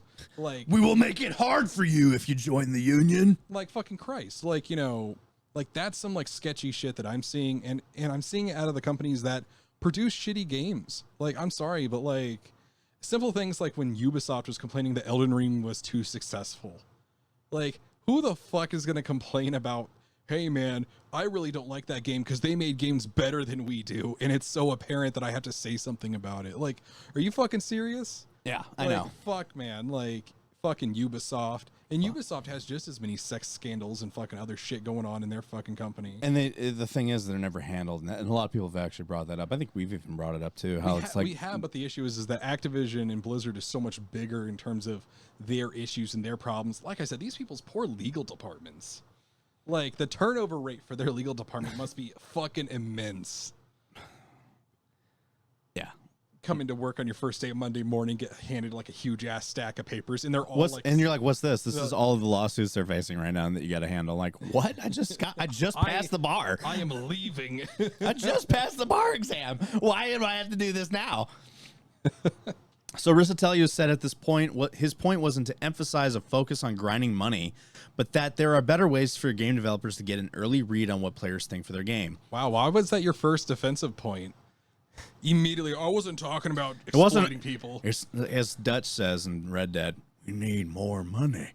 I was going to say South Park. We need more money. Money. So for developers looking to make money on their work, that includes monetization process, which I think is I'm just sitting still. Which I think is a fair position to take. As EA learned the hard way, clumsy monetization can spark a nasty blowback. We're going to talk about this is about Battlefront 2, I guarantee it. Oh, fantastic. Clumsy monetization could spark nasty blowback, and consumers are more aware of and sensitive to aggressive monetization tactics than ever before. Maybe if ActiBlizzard actually took that. ActiBlizzard, that's fantastic. If ActiBlizzard actually fucking, heed those words towards Diablo Immortal, then Diablo Immortal wouldn't be what it is right now. But they think it's successful. How they gauge success versus how successful it actually is. They gauge their success off of fucking numbers of downloads versus consumer reception. Oh, no, definitely. Which, like, this is the most successful game we've ever had. Like, no, it's not. Have you read what people are saying about it? Do you know that, like, 95% of your player base is not having fun anymore? And they hate it. But because everybody fucking downloaded it just to see, because they want a Diablo game, you're gauging that as successful? Oh, yeah, of course. They are so out of touch, it's fucking sickening. So the reaction to this apology seems a little more measured. The bulk of the criticism and reply tweets seemed focused not on last week's interview, but on Unity's controversial merger with ironSource, which was announced just a couple of weeks after Unity laid off hundreds of employees as part of an effort to realign resources. Which, guess what? That's a good segue into this one. What a good segue. Man, I'm good about putting fucking articles together, bro. Just saying. Yeah, he's over there just fucking... I'm just over here fucking stroking my own cock. It's great. Jesus. It's fucking great, dude. And we don't call us the Blacklisted Gaming Podcast for fucking nothing, dude. Oh, yeah, you're right. We haven't been living up to our name. There hasn't been enough porn lately. There has not been enough fucking porn lately. I kind of, you know what? I should find some fucked up. You know, when we do Rabbit Hole episode. Oh no, that's that should be our next episode. Rabbit Hole. I was so excited about the Rabbit Hole episodes because it would just be us fucking having a bit of a good time, a little less news, and just more about us like going down some of the rabbit holes that we've talked about. We should get drunk. That we should get fucking blitzed, but it's just the idea. Only thing is, I don't have a place for you to crash because I got rid of the bed. It's not the spare bedroom is no longer a bedroom. Damn. I mean, there's a mattress over there. I could lay it on the floor in the basement for you. I mean, I could just bring Keisha and she'll drive me home. Just get absolutely fucking annihilated. We're going to do a Rabbit Hole episode. And I was so excited about that Rabbit Hole episode. We could talk about some of the fucked up shit that we've talked about before, like in smaller segments. And now he's just like, I'm going to find the most disgusting, fucked up, vomit-inducing fucking pornography I can find. That's half the fun, though. It's gonna be some dude like sodomizing himself on a fucking light pole. Like the shocking shit that I can find on the internet is half the fun of having. Well, it's of not doing this. It's not even like that. Oh my god, shocking! It's just because it's like he's really making me watch this. I will still never forget the very first time that it happened. It was like the fucking a corn cob. The corn cob video. Oh my god, the infamous corn cob. Well, I was nervous about it because it wasn't like some of the other porn that you'd shown me here trying to gross me out. It was like it started off looking like a normal porno, like. You know, it's like the shit that you like when you were younger. You and your friends like fucking hid in the basement and watched it, and you all fucking whacked it off in the corner. Well, it was just weird because like at first, like when I looked at like some of the other videos, like they were immediately fucked up. It's like as soon as I saw the 2 girls 1 cup, the fucking the pickle jar thing, like you already know what those videos are, and even if you didn't watch them before, immediately seeing the beginning of the video, you immediately know it's gonna be something fucked up and stupid. But like that one porno that you showed me, I wasn't ready for it because I was like, Brock, why the fuck are you showing me porn? Like, why are we watching porn right now? Because you even said you were like, listen, man, we're friends and all, and I just met you, but I don't think we're that. I don't think we're that close.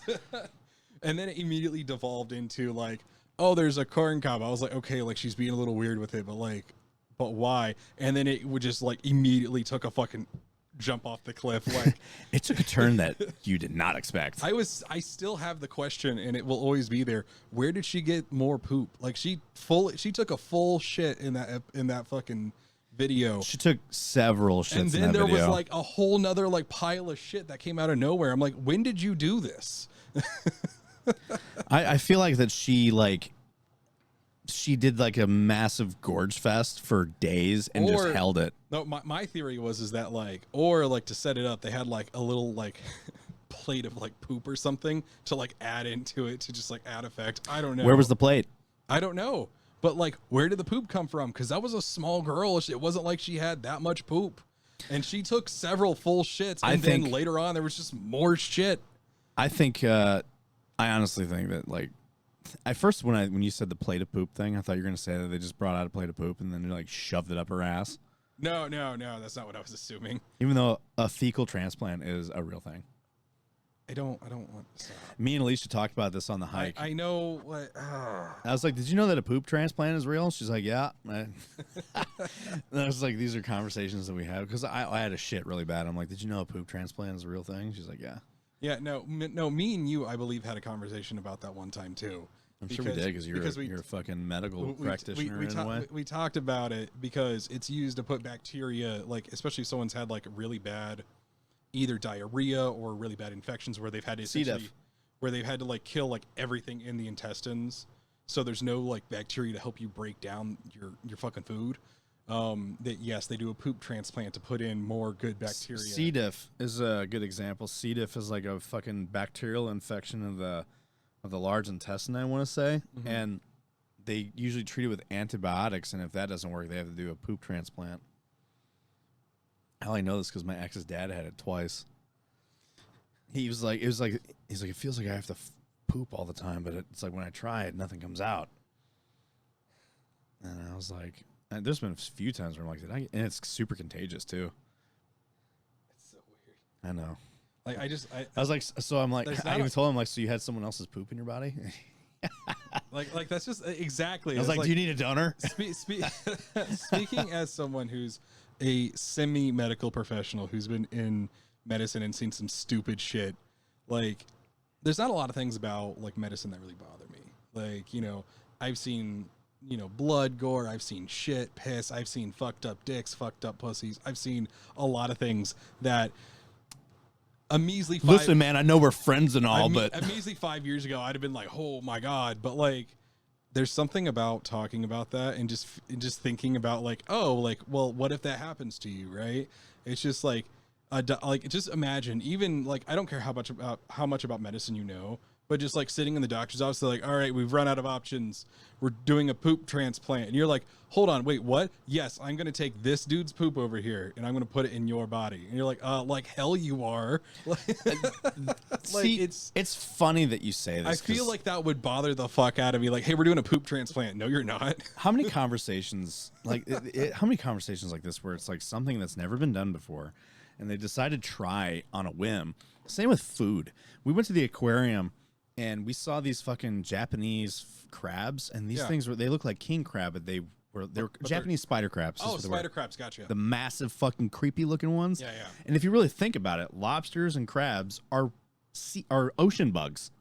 Well, I mean, they're crustaceans. It's different than most bugs. But yes, but crustaceans, like honestly, like closest relative. Side note: pill bugs, like the roly polies, they're crustaceans. Yes, I know. I did not know that for a long time. This isn't like a new discovery for me, but like because they're not insects, but they're crustaceans. Yeah, they're crustaceans, and they've been around since the fucking dinosaur age. Yeah, bro. They're old as fuck. Another one is everyone knows this one, but another one is like the horseshoe crab. Shit's like 3 million years old, like 300 million. Horseshoe crab, isn't that the one that looks like a stingray kind of? No. Here, I got you. But like we were in the aquarium, we were talking about I think it was like saying something that lobsters are actually more closely related to cockroaches than anything else. Really? I don't know about that. Let's look. Good thing about the fucking power of the internet is that I have what's called a computer with internet. That's the dumbest thing I've ever said in my life. Are lobsters related to wow, that's weird. First thing. While people often call lobsters the cockroaches of the sea, lobsters are not very closely related to cockroaches. So I was wrong. While both are invertebrates with very distant common ancestors, they have evolved in different ways over millions of years. Yeah, no. So are lobsters bugs? No, they're not. Bugs only have 3 body segments and 6 legs. I don't care what anyone says. They're fucking water bugs. I mean, that's fine. But here's the thing. The point I was trying to get at, like stuff like oysters, lobsters. Horseshoe crab. Yeah, that's what I'm thinking about. I didn't know if that was what you're talking about. Yeah, they're like 300 million years older. Yeah, they're so old. And you could see like in fossils and shit from the prehistoric era. Like you could see they've almost not changed. They've never changed. They maybe have gotten smaller. They've gotten bigger and smaller depending on the time and how much food was available at the time. But they've never changed. But yeah, they look the same. This fucking same. Yeah. I mean, it's wild. Yeah, that's insane. Like it's like, think about it in terms of like how perfect you have to be for your environment. Because there's only like a couple of environments that they could be in. And I know horseshoe crabs are like deep sea dwelling animals, you know. But they often come to shore. Yeah, but like it's the idea that like it's insane because if you look at like how often things change, right? They change out of necessity. Yeah, and it's like a simple thing for a long time. We'll take an example of English Longbowmen. Okay, weird subject change, I know, but if you look at the right arm and the left arm of the English Longbowmen, the left arm of those men, even in their skeletons, were bigger and stronger than their right arm because of how much pressure they were putting on it to fire these bows for things like war. That is one thing in one change in a few generations where you could physically see a difference. You know what I mean? Mm-hmm. Times that by like, we'll say 10 generations, you'll have a genetic difference by then, a small one, but you would have a difference in a population by then, right? Or a simple thing of, you know, in the next couple generations, let's say your family started off towards the equator and you go up towards Europe, even if you have the same genetic population, you change and you start getting lighter skin tones, right? But to think that you are so perfectly adapted to your environment that over, like, you know, 800 million years, you've never had a change. You've never changed. Except maybe in size. Maybe in size just because, again, the availability of food, but your features haven't changed. Your eyes are, you know, assuming coloration has barely changed as well. Like, that's insane. That's some fucked up, like, how did you get there bullshit? I know, it's crazy. Because if you look at how many other animals between now and then that have come into existence and died out, and you haven't changed at all. You're still there. Just everything's fine. Like so the conversation that me and Alicia had was looking at some of these things, and they're considered like delicacies and like food sources. Like you think of like crabs, lobsters, and stuff. Who was like? And I've always said this.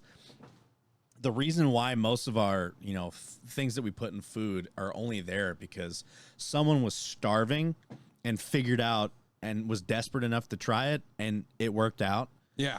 Like same with like mushrooms and stuff. Like how many times did somebody eat the wrong fucking berry or wrong mushroom before they were like, I'm so hungry I will eat anything, and then they were just like their buddies were eating things and dying, and then somebody ate something else and didn't die, and they're like, oh, noted. You know. Same with like the puffer. There's a puffer fish that, like, yeah, if you carve it just right, you can totally eat it, but if you fuck up a little bit, it'll kill you. Same. Like, there's another shark where there's a shark where you can eat the fin only if it's smoked for a certain amount of time. So first of all, we're going to cover right now, if you're eating shark fins, you're going to hell because no one loves you. No one will ever love you. No one has ever loved you. Yeah. The fact that you're going to kill an animal and eat it is fine. I'm okay with that. If you eat the animal, if you actually use the animal. But cutting off the fins of the shark to eat them, that's fucked up. Is wasteful and fucked up. But the reason why I'm so mad about it is because I could make you some broth, right? Make a soup, spice it, do whatever. You would never know if there was shark fin in it because shark fins don't have a taste. That's true. But the reason why, what the point I was getting at was, I'm pissed about that. That is. I am too. So don't worry, I am too. I'm just saying that like most of the things that people have discovered you can eat was purely out of desperation. It is wild, and yeah, it is out of desperation. It has to be. There's no, because who looks at at some of the crazy, and some of it doesn't even taste good, and it's just like, but you can eat it.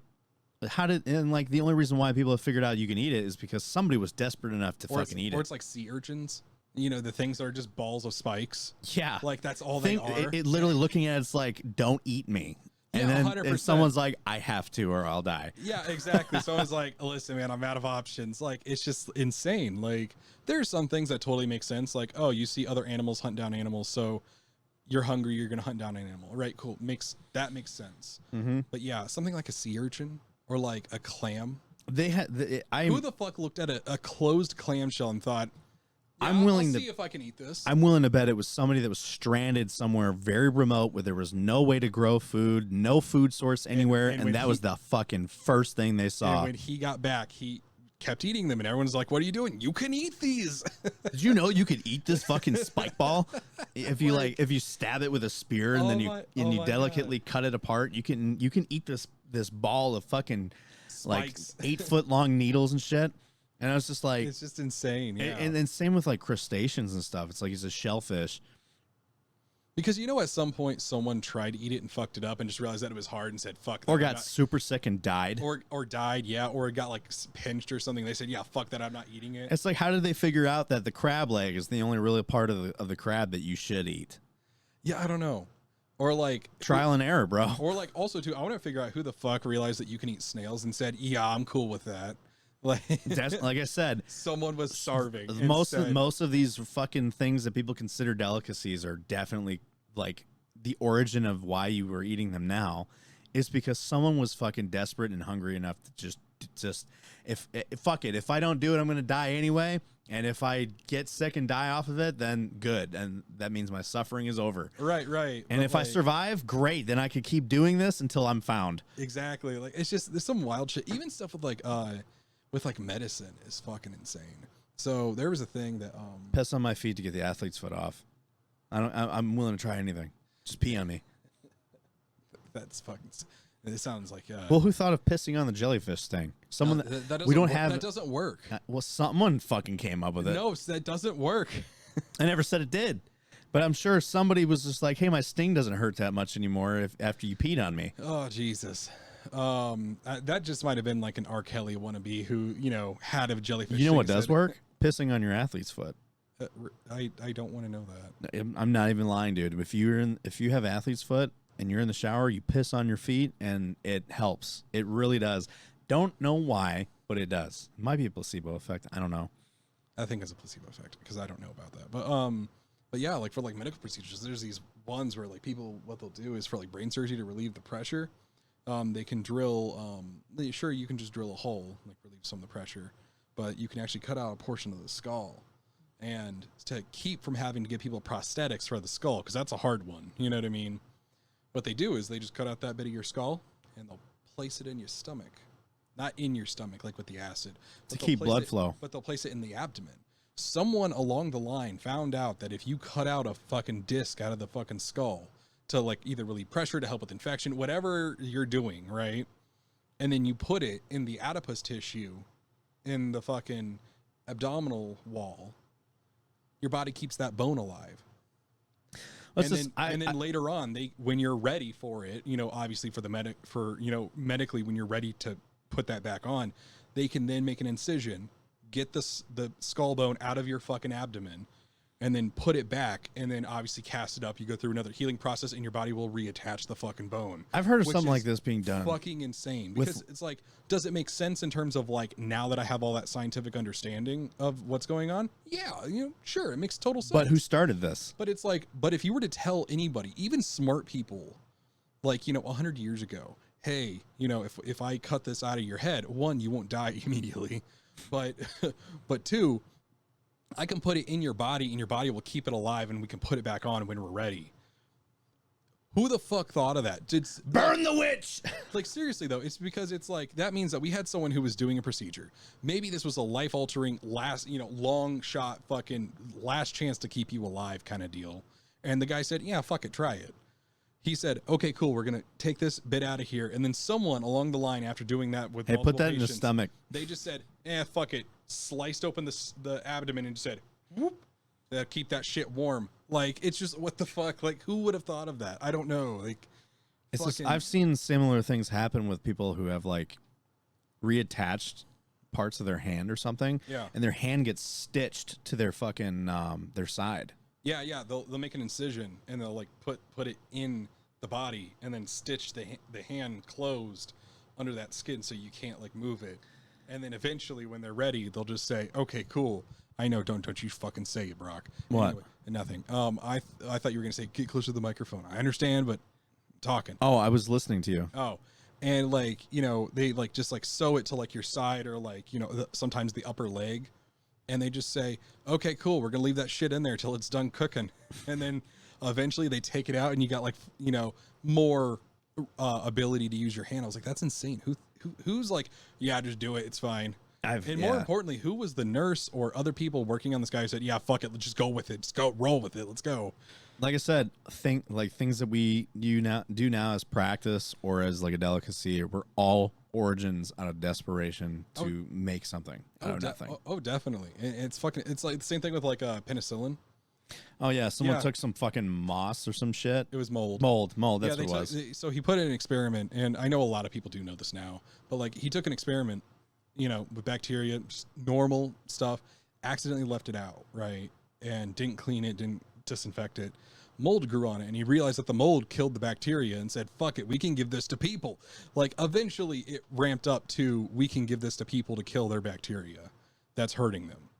And thus, you know, a huge medical boom fucking happened. It's like that literally happened because one dude didn't follow cleaning procedures. And then he just made a discovery. Made a huge fucking discovery that literally changed the face of the planet. Yeah, changed medicine forever. Yeah. And it's just like, oh, well, shit. Okay. But like, it's fucking insane. It's nuts. Yeah. All right. That was a long segue. Let's keep going. This is not the rabbit hole episode. No, it's not. So Unity merges with ironSource, faces backlash and criticism from the gaming community. The mobile game engine is going deeper into controversy, deep inside. So Unity, a well-known name for mobile gamers, is now facing backlash over let me bump this up a bit. Is facing backlash over certain recent changes. They have been a popular game engine for the development of mobile games for quite some time. Last month, Unity decided to lay off 4% of their workforce, pushing hundreds of employees into unemployment, a move which attracted quite a bit of ire. I thought I said fire. Brock still can't read. Now, hang on. The F is close to ire. And who says ire? This. Yeah, whatever. So now Unity announced their merger with ironSource, a deal costing them about $4 billion and is facing backlash. Before getting into criticism, it is worth reading the official report from the item from them, as it shows exactly what's wrong. So the merger is a perfect example of another corporation blinded by profit. The entire report reads like something that would make a top-level executive with millions in the bank get hungry for even more profits, and it's as if Unity is now blinded by corporate greed.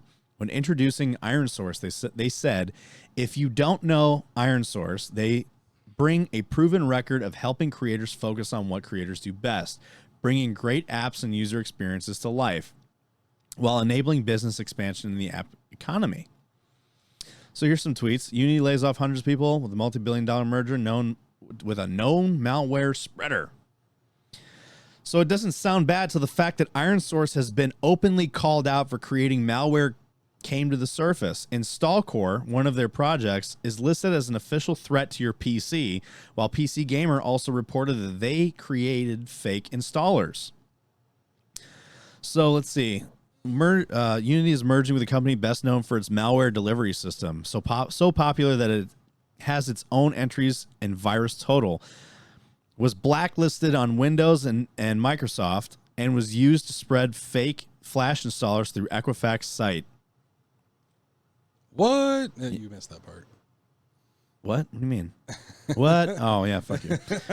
It's as if Unity, a big name organization, didn't take the onus to even do a basic background check on this organization while focusing on the question like, what if that process was no longer first create, then monetize? Yes, that's really how much they value profits. The entire blog post from Unity seems like a bunch of other terms meant to somehow blanket many times they mention monetization. Oh, so we're back to the so if you don't fucking if you don't focus on monetization, you're a fucking idiot. Fucking idiot. And these guys really took it to heart too. Yeah, they did. They said, "All right, we're not idiots. We're not idiots. It's not about the money, but it is about the money." So Unity faces backlash as they are called out and criticized for the merger. No one has been fooled here, as their Twitter inboxes are filled with users of the engine and even outsiders constantly reminding people how ironSource is well-known malware creator and spreader. With developers and players outraged, it should be interesting to see what comes out of this. Unity is still a big name, so maybe they won't face instant and searing heat. But there is some pushback from the community over the fact that they are associated with a corporation like ironSource. Let's see, what does this say? The funniest part about ironSource also owns Supersonic Ltd., which is a company that churns out the derivative, soulless, and ad-infested made and Unity shit plaguing the App Store. So not only will this bile have Unity's logo on it, but it will practically have their seal of approval. So it says it's not every day that someone talks about ads in games. Makes you almost like microtransactions more. That being said, gamers probably definitely should not and would not and should not feel safe playing games developed on an engine with such close affiliations to ironSource. So they merged with a company that's known for making a malware spreader and developer and the drivers to spread that malware. And now they're merging with that company and putting it into their game. So it's like, why would you partner with a fucking malware spreader company? Like, yes, because money. Because money. Yeah, apparently it's going to make them a lot of money because it's malware. It's weird. It doesn't make sense. And then this is coming off the heels of the former CEOs fucking calling devs fucking idiots for not considering about monetization, and then saying it's not about the money, but then his well, he's not. I don't think he's a CEO anymore. But then the company does exactly what he says, that it's not about the money, but then makes it about the money. Yeah, 100%. All right, so we're going to talk about Sony now. Sony acquires Bungie for $3.6 billion. Games not PlayStation exclusive in the future. This is very strange. This is a new article, and this is something that we talked about before. So let's talk about it. Sony successfully acquired Bungie in its recent dealings for $3.6 billion, but its SEC filing said that it is approximately in the $3.7 billion price mark. Nevertheless, the deal went through, and both companies announced that Bungie is now joining the PlayStation under its games development and features, with a promise that the future games would not be exclusives to PlayStation. I know that was actually a thing that people were wondering, because Destiny is a multi-platform, like it's a cross-play game on multiple platforms. It's not exclusive to anything. Yeah. It's also very strange that Bungie used to be Microsoft exclusive when Halo first came out, and now Sony owns it.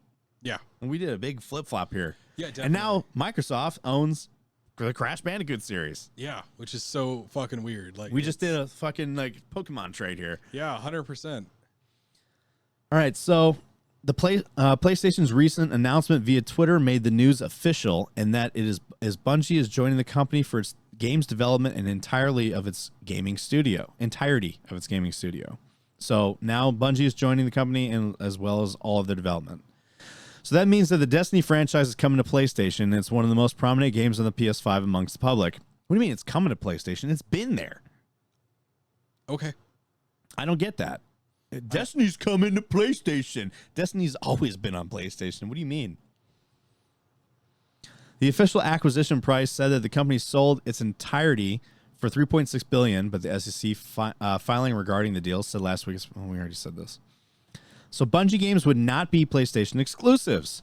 Bungie is bringing its business to Sony Interactive Entertainment, and the company also confirmed this via its blog post earlier today. It's in its 31 years in the gaming industry, the magic is now coming to PlayStation to co-develop games and bring new features to the world, something that gamers would soon experience from the whoa. That whole fucking article moved. Did you see that? Would soon experience from them. The gaming company said that it would be publishing and creating games independently, and that means the company would not bring its games as PlayStation exclusives in the release. So games for the PC and Xbox will continue to see development and releases from Bungie despite being under PlayStation's wing. PlayStation and Bungie.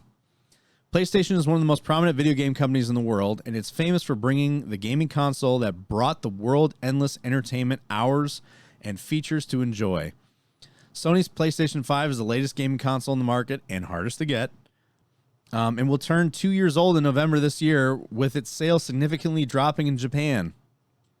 It is wild that the PS5 is 2 years old now, and people are still having a hard time getting it. Mm-hmm. I'm so glad I didn't jump on the train of, well, wait, because I never would have gotten one. Yeah. Like my buddy Tony, he just got one last week. It's so weird that it's so hard to get, though. I still don't understand why there's that issue. Scalpers, like the fucking dude that gave me my fucking phone. Asshole. All right, so it's still one of the most prominent gaming consoles in the world, as one of its only competition is the Xbox Series console that came from the famous American company Microsoft. Is it famous? I don't know. Sony's development for the PlayStation pushed it to being its dedicated in-zone gaming peripherals that bring monitors for the world to use dedicated to the PS5. What? So Sony is developing specific gaming monitors for the PS5? I guess. I did not know that. Many ventures come into Sony during this time, including the acquisition it recently had with Bungie, now on board with the company's gaming department and focus. However, this is not an exclusive deal for Bungie's future releases, especially with the prominent games the developer brings into the world, including that of Destiny's franchise. And that is it for that one. Interesting, yes? This one's not very interesting. I'm upset about this one. No, yeah, a lot of people are bummed out. We're going to talk about Skate 4. So alongside Full Circle revealing that Skate 4 is officially called Skate, the studio confirmed that it will be a free-to-play on PlayStation, Xbox, and PC. Furthermore, it will also have cross-play and cross-progression support. The news was shared via Full Circle's The Boardroom Update, and the team confirmed that Skate... Why is there a period there? Well, confirmed that Skate will take place in San Vansterdam, which is a sister city sorts of Skate and Skate 2's San Vanelona. It also explained why it chose to go with the name Skate, as opposed to Skate 4, saying that this is not a sequel, reboot, or remake, but a new platform that will be built upon for years to come. This means fans shouldn't expect Skate 5 or 10, but should instead look forward to a skateboarding game that will continue to evolve for a very long time. As they put it, it is Skate, period. Now, here's what I have an issue with. What's that? How many games can you think of where that model works? Where they have one game, instead of sequels, they just have one live service game that just continues on and on and on. I mean, in their defense, they kind of happened with GTA 5. It did, but that's very like that's an anomaly thing, because GTA 5 had a story, but also had a multiplayer thing that was pretty much separate from it, and it's only kept alive because it's very niche in the role playing world. Yeah. skating games are also very niche, but here's the thing. How many people are going to be on board with this live service thing? Oh, probably. And how often will they flesh out new content for it to keep it fresh and keep it going? Probably I guarantee you probably not. Probably not. Because if it's one thing that I've learned from these live service games like this is that content that, like, the one thing that keeps it alive is a constant flow of content. And and I know because it's going to be live service, they're going to monetize the fucking shit out of it. Oh yeah, of course. And any free-to-play game, unless it is something very, very, very simple like Candy Crush, is gonna be monetized to fucking hell. Like, it's bullshit because every cosmetic, every new map, new area, every update is gonna have to be behind some sort of paywall. well, we're actually about to dive into that. I don't believe anything that I see here. Now, well, let's, for the viewers' sake, let's talk about what this part of the article says. So, Full Circle explained a bit more about the free-to-play model Skate. It will implement, saying that the team laid down hard ground rules when designing how it will look in regards to microtransactions. The 4 rules they shared were as follows: no pay to win, no map areas locked behind a paywall, no paid loot boxes, no paid gameplay advantages. EA began recruiting playtesters for Skate in June, and the team talked about how it was a tough decision to allow players to see the game in a pre-alpha state. In the end, however, they want to build this game with the fans and get their feedback as early and as often as possible. I do kind of understand that. Like, when your game is like even pre-alpha, like, do you really want to like? Well, show here's it the off just yet? this is it right here.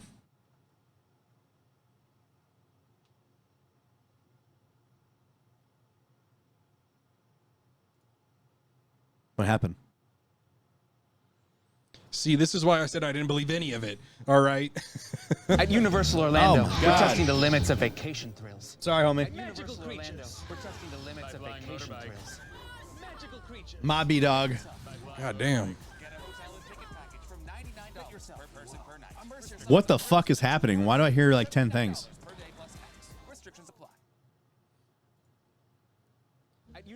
Oh, because it was playing here and in the window. Oh, okay. So here's what we're gonna do, because I'm not gonna fucking put this ad in. We're gonna do this. We're gonna turn you all the way the fuck down, and then we're gonna turn you.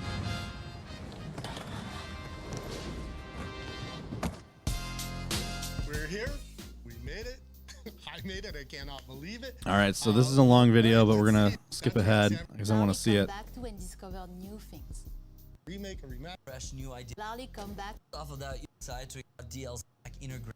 Are we gonna show anything? Here it is. Hey, I'm happy to lend a hand. Yeah, so now that we've been playtesting with small So this is like groups, players in our pre-alpha. internal teams for about a year, we're ready to extend our Obviously that not invite to polished broader at all. At all, like, and that's not their fault. No, I mean, but they wanted players to kind of see that they were working on it. More and more Yeah. players in over the coming months.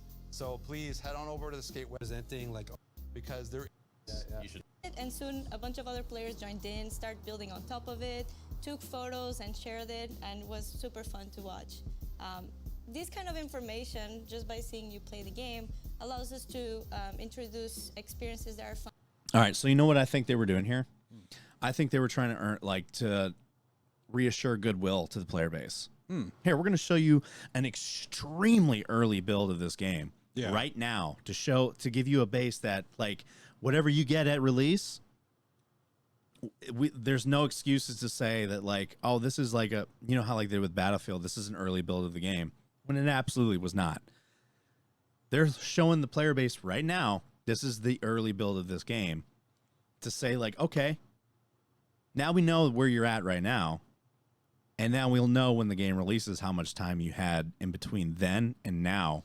Oh, don't get me wrong. If there's a game company, even though I'm skeptical, I hope I'm wrong, you know, but if you're going to show and like try to make a sense of accountability for yourself by showing this stuff, I'm not against that. Like, so, and I'm on the same page with you. So part of me kind of does believe that they set these ground rules with the microtransactions to make sure that players weren't missing out on anything and there was no advantages. If anything, it's going to be just cosmetic shit. right. Because Everything else will be open for you to have. So who knows? Like, will they change? If they change their mind note this, guys. If they change their mind, they said as of July 14th that these would not be things. No pay to win, no map areas locked behind a paywall, no loot boxes, no paid gameplay advantages. Oh, I noticed this. No paid loot boxes. Well, they could easily, like, I'm not against something. Like, if you're going to make, like, a loot box for, like, participate in this. Don't ever let money be involved. Right. Participate in, like, this event, and then you can, like, win a loot box of, like, X amount of rarity, right? You know, for whatever you place in. Like, that's okay, because it's still free stuff that you're getting by playing the game, right? That's okay, but. So let's see what else they had to say about this. So while Full Circle won't be able to get everyone in this summer, it plans on letting a lot more players into the skate playtest. Why do they keep putting periods in stupid things? I think I think that one is because skate. If you scroll up just a bit. Look at his shirt. It's got a period. Skate period. Oh my god. That's why. Okay, maybe there was a couple of mistakes before, like typos, where it was like, plans on letting a lot more period players, and, you know, so like there was mistakes before. So I wonder if it's skate period. Yes. Got it. That is why. So it plans on letting a lot more players into the Skate playtest in the coming months. Skate was first announced by Cuz Perry and Duran Chung in 2020's EA Play and gave Skate fans who have been waiting ever since 2010 Skate 3. God damn. Really? Xbox 360. That was so long ago. For a new entry in the franchise, some great news. Skate currently has no release date, but the team promises it will become available as soon as it's ready. Smart move. I mean, I respect that. I'm not going to say smart move by not putting out a fucking release date, because then everyone's going to see this and be like, and if they did set a release date and then they did the pre alpha, then everyone would be like, how are you going to get that fucking polished out by this date? So then putting out a release date saying it'll come out when it's ready. Smart. Because now you're building hype along your development process versus the hype about the fully released game. And you're also being like honest with your players. Hey, normally we wouldn't show this because it's so early in the process that, you know, what are you really going to get out of it? But also too, like you said, that's them saying, hey, here's what we have. We'll release it when it's ready. Here's our ground rules for this. And we're putting this in a very open source medium so that way you all can see it and know about it. You know, so like I can respect those things. That's awesome. That's communicating with the player base, because now they're not going to be like, oh, it's going to be ready in fucking 2023, right? So I will say, going into that topic, I was pretty reluctant on like hearing about it's a live service free to play game, and immediately, and this just goes to show where the games industry is right now when it comes to live service free to play games, that it's never done right. No. And like reading that, I'm like, man, all right, so you did bode more confidence in me with that on how you're going to handle this. We'll see what EA does. Yeah. Like at this point, it's like, so now we know that whatever happens to this game is not your fault. So don't cave into EA's bullshit. Don't do it at all. But you know what game should never have fucking put out a release date? They put out a release, like a timeline in back in 2015 when they announced this game. So here's the thing. Here's the thing about any kind of game that gives you a long-term release date. Does anyone remember how Duke Nukem turned out? Which one? The newest one? The newest one. Yeah, everybody fucking hated it. And what happened? They put out a release date. How long did they, when they announced it? I think, if I remember right, they were in production or in development for like 12 years, 15 years. God damn. Obviously, it was going to be shit. Did they put out a release date for that? Like at the announcement? No, but they said, hey, get excited for the new Duke Nukem game, and then kept developing, and then it just looked like dog shit. And it was. I honestly think that studios should be announcing new games in development, or a project they have, about a year before they plan on releasing it, or 2 years at least. And that's fine, you know, and that's fine. But not fucking 5. But like whenever you're sitting there and you see a super long production cycle for something, it's one thing, and I'll even admit it's one thing for like, let's say tomorrow Valve said, hey, we're going to start production again on a Left 4 Dead. like a new. Or if Valve said, no, yeah, I'll do you one even better. If Valve came out and said, we're making Half-Life 3. That I would be even kind of okay with it. It's one thing to pick up a project that you've not been working on. Hang on. Them saying that will already generate an immense amount of hype. I don't know why. I'm sorry, and I'm going to piss off everybody in the game. You don't like Half-Life. I know. No. It's not that I don't like it. It's like I played like Half-Life 2. I didn't play the original one. And, you know, I liked it, and I like some of those, you know, older Valve games, but I just don't have such a love for it that I'm like, I need a Half-Life 3. Honestly, right now, I couldn't give a shit if they make another Half-Life. No, like, that is for people who are into old retro PC gaming. And that's what they want. That's what they like. And it's fine because, you know, I have my own niche that I like.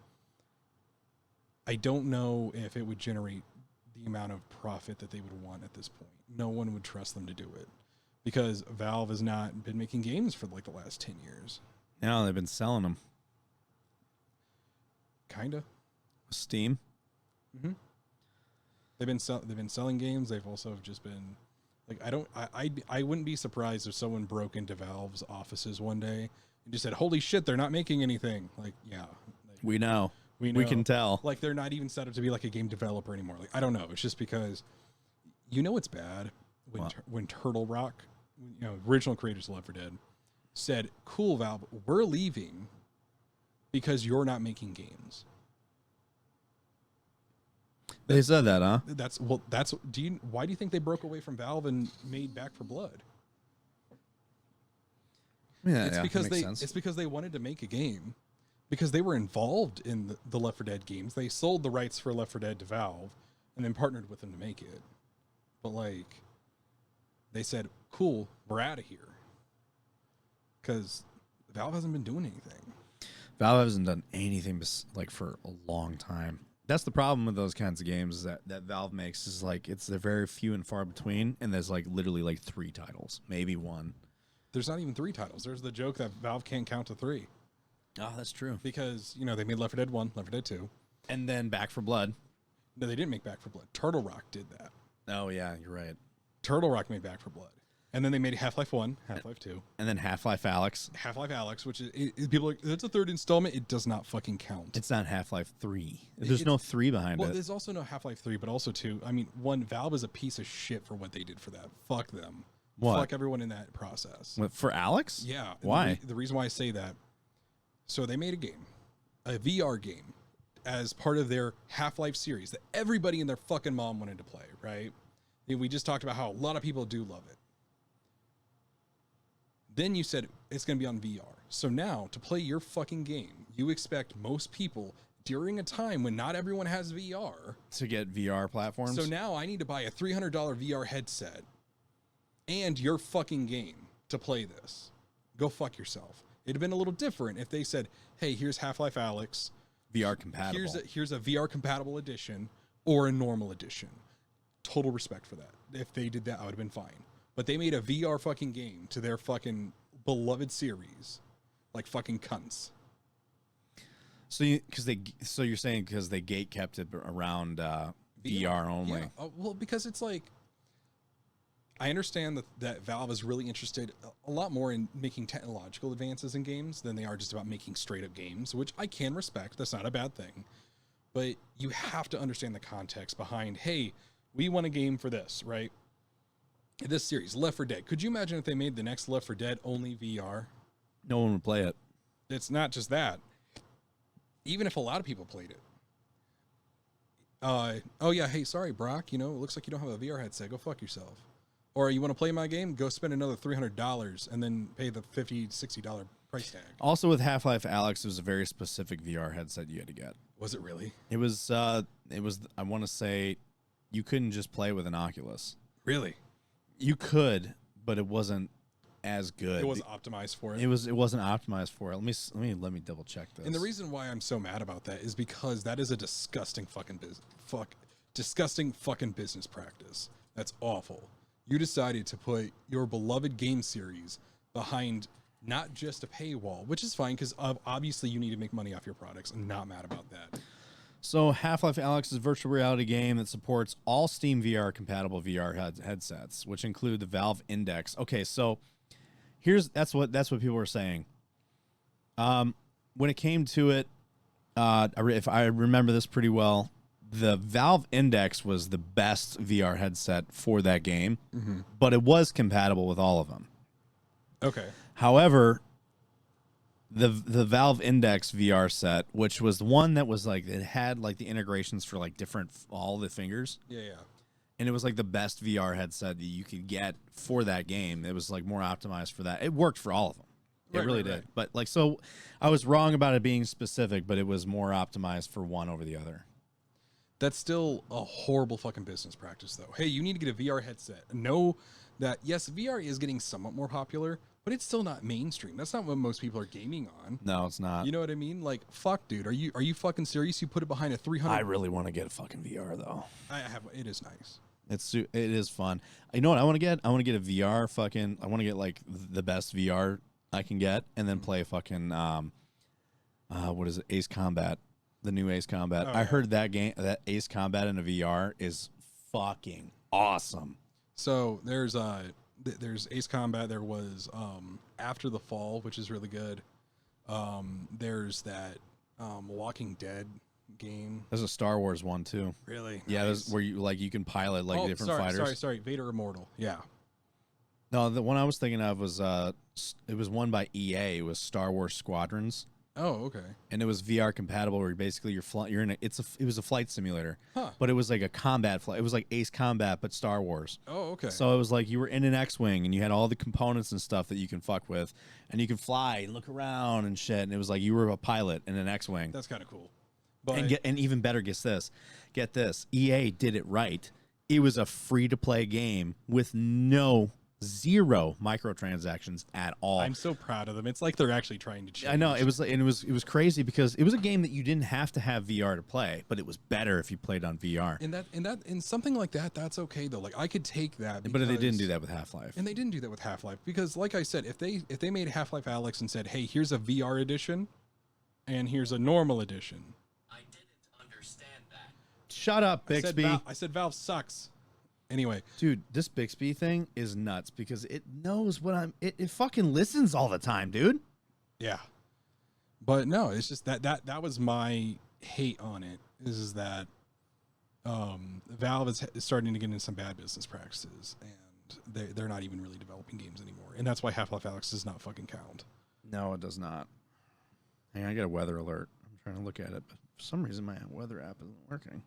We got a storm coming, bro. We got a thunderstorm coming in. Severe thunderstorm watch from 4 p.m. to 11 p.m. Jesus fuck. What's the radar looking like? How close is this to us? Oh, shit. Is it here? No, it's not, but it's moving quick. Like just in the last hour. It started from western Wisconsin and has made its way like all the way to Madison, which is central Wisconsin. And it looks nasty. All right, so let's get into this next topic before a storm hits and we lose power and my computer fries. So we were just talking about overhyped games that didn't deliver. So since Cyberpunk 2077 launch, CDPR stock has fallen by 75%. So while Cyberpunk 2077 has been on the road to recovery since its launch in December 2020, god damn, 2 years now, the same cannot be said for the stock price of CDPR, which has now reached a grim milestone. The CDPR stock is now just 25% of what it was since right before Cyberpunk 2077 launched. A long, long fall for what was formerly the most valuable game publisher in Europe, because it was, like right before Cyberpunk came out. The irony, of course, is that Cyberpunk was not given the adequate time it needed to finish its features and hunt down its wide collection of bugs and performance issues by its executives, who, after previous delays, refused to give the developers any further time, even though the game clearly needed at least another year in the oven. Then began a campaign which can only be described as deceptive, where reviewers were only given access to the PC version of the game, and with one of the least performance issues, while CDPR assured everyone that the game ran surprisingly well on last-gen consoles, which it absolutely did not. It was actually unplayable on last-gen consoles. That was quickly disproven and launched with the game nearly unplayable at the point where Sony took it off the PlayStation Store for 6 months because so many people were requesting refunds. Refunds which Sony did not offer at the time on digital games, but they had to make an exception for Cyberpunk.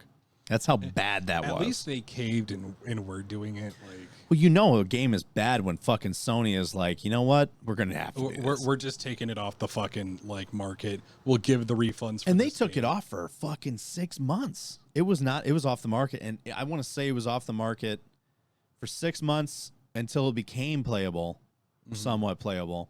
And then the next gen versions came out earlier this year. So everyone's like, oh, cool, the official release of Cyberpunk. Damn. So things that you might have thought would contribute to the stock going up over time have not helped. Cyberpunk 2077 has sold 15 million copies, a huge number by any standard. And the game has been transformed into something through patches and fixes that would have garnered far fewer complaints if it had launched in that state. But this is a real the damage has been done situation. And given that nothing has turned around for CDPR's fortunes so far, I find it somewhat unlikely that a big 2023 Cyberpunk 2077 expansion will move the needle, even if it does launch in a good state, unlike the base game. This is the reason that CDPR declared that after the Cyberpunk expansion, they were moving on to a new Witcher game, one that seems to leave Geralt behind for a new Witcher school. Details are sparse, and that game is no doubt many years away, which is the problem with focusing on just 2 major IPs. If one misses, that can crater your company for a very, very long time. And it's true. It can. So now what they're going to do is they're like, all right, so we're moving on from Cyberpunk. We're going into the new Witcher game. And it's like, okay, cool. So you're going into a new Witcher game. What about this one? You have 2 titles. You have The Witcher and Cyberpunk. And Cyberpunk ruined your reputation so much so that, like, your next title is not going to fare well. And now you're banking on this one to profit you. Well, it's because at this point, and I see where they're at, though, to be honest. At this point, it's the only thing that you can do is leave behind a small team, keep maintenance on Cyberpunk, right? For people who are playing it, right? And then focus literally all your time and energy into the next game. Because this seems like it's just we got to get out. We got to move on. Yeah, well, part of it is, and that's not even like them being shitty. It's just like, yes, you need to move away from Cyberpunk because it's already fucked. You already fucked it. And for this next game to give you like a lot of profit and garner back some reputation, you have to hit it out of the park. You have to get ready for this next one, do well by it, and then people will be a little bit like, okay, maybe Cyberpunk was a bit of a fluke, right? Maybe that was just a bad team. Maybe it was just out of your forte a little bit, you know. That's okay though, right? You know, keep pushing forward. That's fine. That's what they have to do at this point. Like they can't afford to sit there and be like, well, let's try to fix Cyberpunk. I mean, sure, work on the patches, work on some bug fixes. That's fine. But that's also the biggest disappointment is that Cyberpunk was supposed to have a whole bunch of content along with it, and it never did. When it releases in that state, in expansions, they were like talking about expansions and stuff, and here we are, like 2022, approaching December. It's like pretty soon, and like there's still nothing. I mean, I don't know. So CDPR's value falling so low could possibly make them more attractive acquisition target in the current era of the megacorp buying up independent publishers. But there is obviously still plenty of talent in CDPR. But if now someone could pay say 75% fire sale prices for the company compared to the 2 years ago, that may create some interesting scenarios. Keep an eye on that. That's also true. So it could be potential that Cyberpunk or CDPR gets bought. I really hate this fucking ad. They could be talking about it right now. Yeah, it could be. I hate how like, I have to fucking zoom like this with this gigantic fucking ad right here. Stop seeing this ad. I don't. Oh my God, I can't get rid of it. So fuck it. So we're going to talk about FaZe and their cool idea to go public that is spectacularly failing. So FaZe stock price plummets immediately after going public. One of the largest esports team in the world went public yesterday, which was July 22nd. So what day is today? The 23rd. So 2 days ago. One of the largest esports teams went public yesterday, and its stock price took a dip during the first day of trading. A dip? A dip. It said 30%? Yeah, roughly. Like in the first like opening? So FaZe Clan, yeah. Fuck. FaZe Clan, one of the largest esports teams in the world, went public in the stock exchange yesterday at a valuation of nearly 1 billion Australian dollars. However, in the 24 hours since its debut, FaZe stock has plummeted over 25%, closing the day at $9.36 US share at the Nasdaq. Shit. Yeah, right. Esports teams have made a big splash in the recent years as profitable businesses, and almost none have succeeded as well as FaZe Clan, ranking 4th in Forbes' most valuable esports companies lists.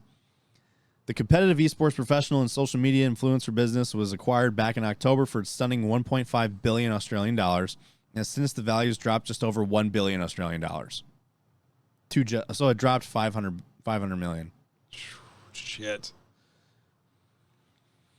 So, featuring over 90 influential personalities across gaming and esports, FaZe Clan has a combined 500 million global followers across their social media accounts and has a competitive teams on a number of video games from Call of Duty and Counter-Strike Global Offensive to Super Smash Bros., Ultimate, and FIFA. So, making their debut at the Nasdaq under ticker $FaZe, their shares dropped almost immediately by 25%. This is not uncommon for SPACs to be special purpose acquisition companies. In recent years, businesses purchased or merged via SPACs have dropped in value, according to a report. FaZe Clan has had its share of troubles as well, from manipulative cryptocurrency scams to racist and abusive behavior. FaZe has had to remove several of its personalities due to controversy. Now, I remember the crypto thing. So they were talking about a cryptocurrency, and basically what it was is one of their FaZe got people to pay into this crypto and then never launched the crypto. So people, we talked about that. So people just gave these guys fucking tons of money. Jesus. Oh yeah, guys, but don't worry, cryptocurrency is still a totally good, safe alternative. Yeah, no, talk to GameStop about that. They jumped into crypto at the and NFTs at the fucking lowest it's ever been, hoping that we also talked about that. They didn't really have much of an option there. GameStop is the Internet Explorer of the corporate industry. You know that? Yeah. Like they're just so fucking behind the curve on everything. But they're still there. They're still fucking Internet Explorer is actually Microsoft announced that they are dropping support of that this year. Yeah. So no longer supporting. They're moving over to Microsoft Edge. Yeah. And Internet Explorer is going out. So CIO Daniel Shribman. That still feels weird, though. What? That still feels weird. What? The Internet Explorer is not going to be a thing anymore. I mean, hey, Chrome and everything just took over. I mean, that just seems weird. So CIO Daniel Shribman of B. Riley, the acquisition company that merged with FaZe, stated that FaZe is an edgy, deep in youth culture, deep in gaming culture, and if there was no controversies, that would be pretty boring. So being racist and scammers, unless there was some kind of controversy, it'd be pretty boring. You mean it would be boring to have decent people to do fucking mergers with? It's like trying to justify, like, yeah, we let Jimmy join the clan because it spices up our life. Like, come on, really? Like, fuck, dude. The guy talks about sexually assaulting women all the time, and you want to fucking have him because he's edgy and it spices things up a bit. Like, what the fuck? Christ. It's one thing. Obviously, I'm just being facetious. That's not a real thing. No, same. I mean, but like, it's just the idea that like, it's one thing to say something like that, like, oh, this rock star was, kind of drunk or was doing, or was like out at parties. It's like, yeah, but he's a rock star. Like, that makes sense because he's still not hurting anybody, right? But like, this isn't like, oh, harmless behavior. Like, hey, Jimmy went out to a party after we won one day, right? This is like, hey, these are some serious fucking problems that nobody likes. These aren't redeeming qualities, and they're just like, oh, but it makes it fun and exciting. I was like, does it make it exciting? Like, I mean, what the fuck, man? Like, you have racists. That's like saying that like Activision keeps fucking Bobby Kotick around because it keeps things spiced up and exciting. It keeps things interesting, without controversy. It'd be pretty fucking boring, wouldn't it? Yeah, we need a couple of sexual assaults around the office to keep us awake. We need someone that threatens to murder his fucking secretary so that because it just it adds an extra flavor to the company. You fucking weirdos. Yeah, we have a little bit of spice there. That's why we told Bobby to stalk his ex-girlfriend. But former employees actually have something different to say about this. Okay. So this is a direct contrast to what ex-employees of FaZe are saying, with one stating that kids with no experience in business or branding are calling the shots and referring to FaZe as a shit show. The falling stock hasn't stopped FaZe Clan's investment ideas. However, the chief executive officer, Lee Trink, stated that the Web3 is the next step for influencer juggernaut. Oh God, NFTs. You can't get away from it, man. I feel like Brock kind of like Brock has a bit of an obsession with it. I don't have an obsession. It just finds me. They're everywhere. This is like it's not an this is like having the fucking weird kid that follows you around all the time, and you don't want any. You really don't have any association with him. But then all your friends in your group think that you and him are besties and like fucking hang out all the time. But it's like that's what NFTs are for me. You know, I don't fucking seek this out. It just finds me. You know, bro, I don't know how much to believe because every time I come on this show, which it just every time there's something about NFTs, and every time it's there, he gets super fired up about it. So I'm just keep thinking like, man, he is just hunting this shit down. But I'm not. See, like I'm talking about phases stock dropping, and now they're talking about they're shifting into NFTs and cryptocurrency. Like it even says right here, it says. So it says Web3 is the next step for the influencer juggernaut despite the falling interest and money in cryptocurrency. FaZe plans to invest in the metaverse and is actively pursuing partnerships with interested companies. FaZe isn't the only esports organization to face some controversy. Team Solo Mid, that's a weird name, other esports group, recently received punishment for its CEO Andy Din for abusive behavior towards players deemed to be underperforming. See, I know you guys can't really see it right now because it's kind of hard, but Brock is probably like full mast right now, fucking rock hard.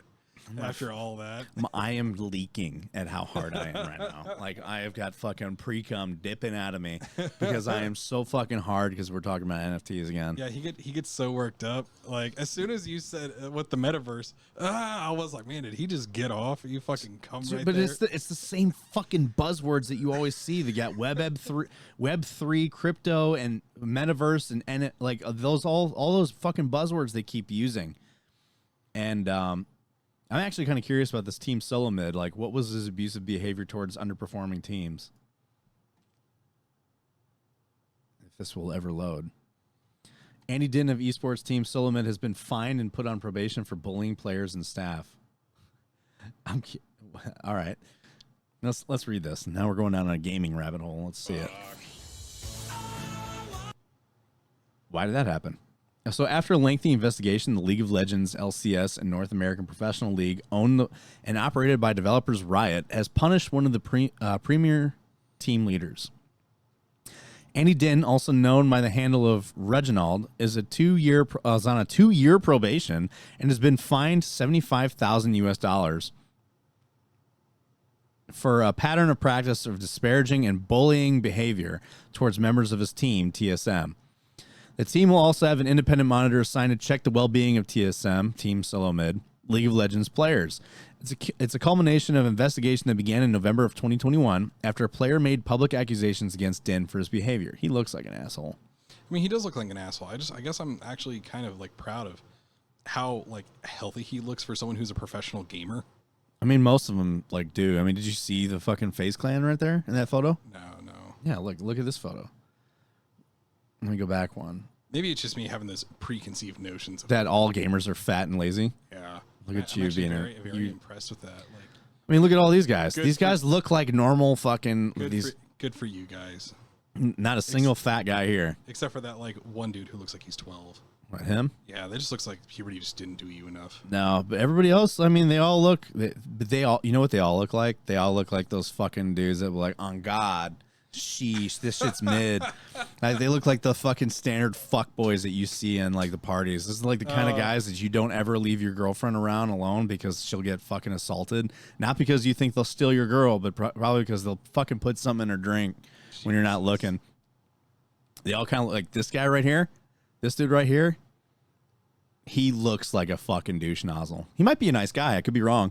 I mean, he might be like one of the sweetest guys out of all of these. We're gonna get a fucking cease and desist letter after this episode. I don't give a fuck. FaZe, like this is fucking slander. Like, no, it's not. I'm just saying what I think.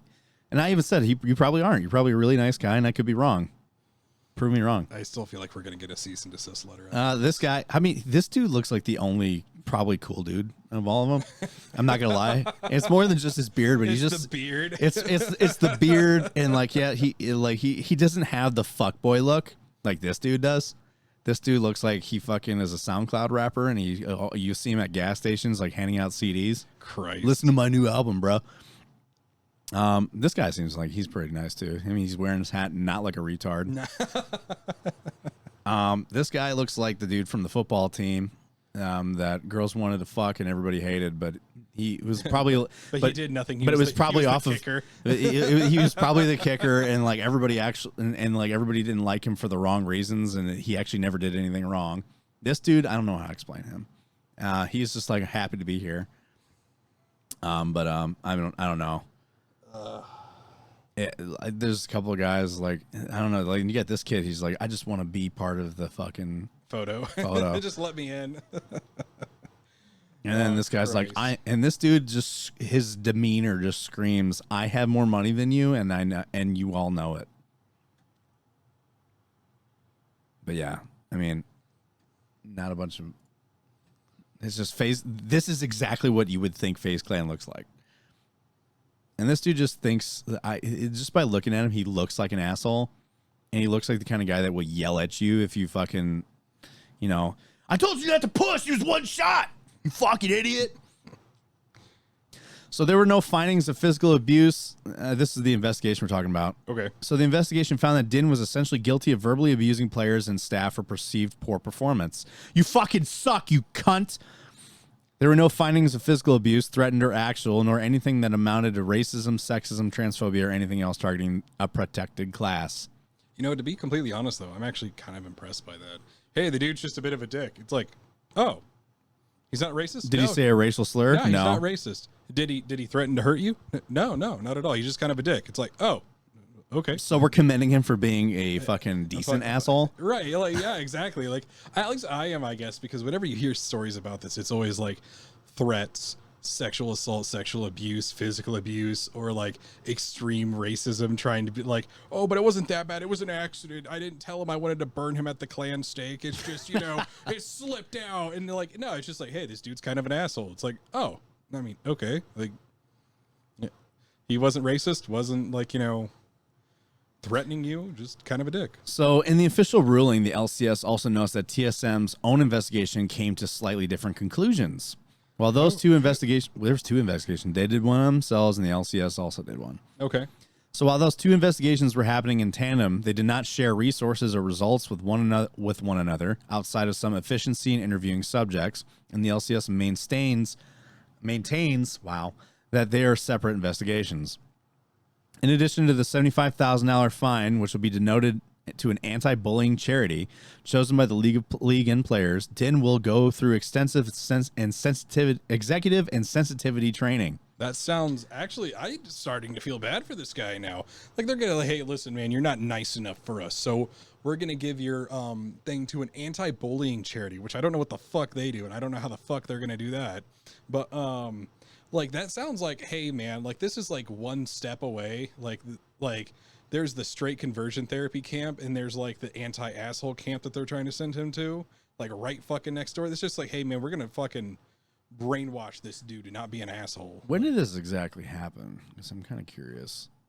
Oh shit, this report's on the 15th.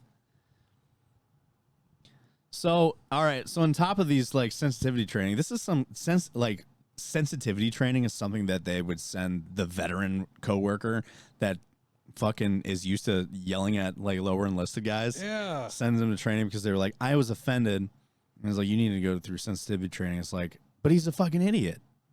You can't say that though. What should I say? Like, I don't know. To me, that just sounds wrong. It sounds like some really like you need to learn shit. How to be nice. That's some fucked up shit. I disagree with that. I don't know what it's for, damn it. But I'm curious more specifically what he said. It sounds sketchy to me. Hey, we're gonna give this to an anti-bullying charity. I don't know how you anti-bully. Like, are you trying to brainwash people who are kind of assholes? Like, I don't know. That seems sketchy to me. So I guess on one hand, because he is their boss, and he's literally like telling them like, you fucking suck. You were terrible at this shit. Why do I even have you on this fucking team? Type thing. Instead of building up and being a leader, he's being an asshole. And that's fair, but like, I mean, but I don't know what he said. That's the thing. I wish I could see that. But sending him to a fucking sensitivity training, that as well as fining him and all that shit, it's just like, This seems a little sketchy. It's honestly, sensitivity training doesn't work. And I can say that because I had a boss that was a complete prick to everybody, including me. And then I fucking yelled at him. Yeah. And the only reason why he got sent to that kind of shit was enforced anger management by his employer because he yelled at the fucking president of the company. But anyway, so for 2 years, he's also considered on probation, meaning any further infractions will carry very harsh penalties. Like what? Finally, the creation of a tip line from TSM employees have been mandated. This will also allow for anonymous reporting of abusive behavior from DIN and will exist alongside regular official checkups with players in TSM.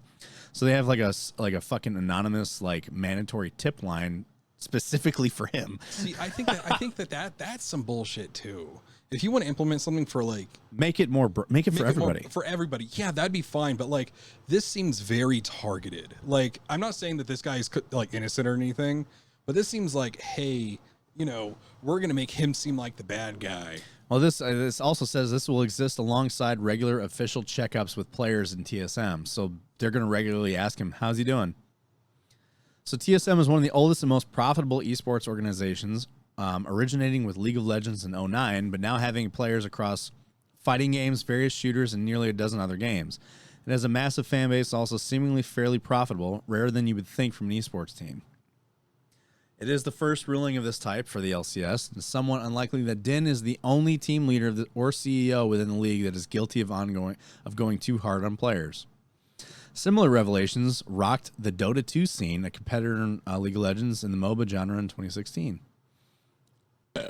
Yeah, I guarantee you he's not the only one fucking yelling at everyone for sucking. Oh, no, definitely. I mean, again, I'm not saying what he did was right, but it's just like, it seems like you guys went way too hard in on this. Either get rid of the guy and like do it like just respectfully, like, hey, we just let him go, not a good fit, or lay off of him a little bit. Fuck, dude. Hey, we're gonna do instead. We're gonna make an anonymous tip line specifically for him. Like that's demeaning. Like that is fucking terrible shit. Like, but then again, how horrible was he being? I mean, but again, if it's that bad where it warrants this stuff, just get rid of him. But also, too, like, even though, once again, I understand that this dude is being a serious prick to his teammates and that shouldn't happen, yes. But, like, also, too, like, there's a little bit of dignity that you do owe him. And, like, they have no regard for that. Hey, we're going to make a tip line just to report on this guy. We're also going to do regular checkups on this guy. We find him, and then we send him to a sensitivity training. Like, I was like, that's a little over fucking kill on this guy. Like, seriously, fuck. I taste blood in my mouth. Okay. For what? I don't know why. I need to go to a dentist. How long has it been since you've been to a dentist? It's been a bit. It's been a couple years. Make an appointment, Brock. Well, I have to get dental insurance first. I don't want the fucking VA doing it. Come out fucking no teeth.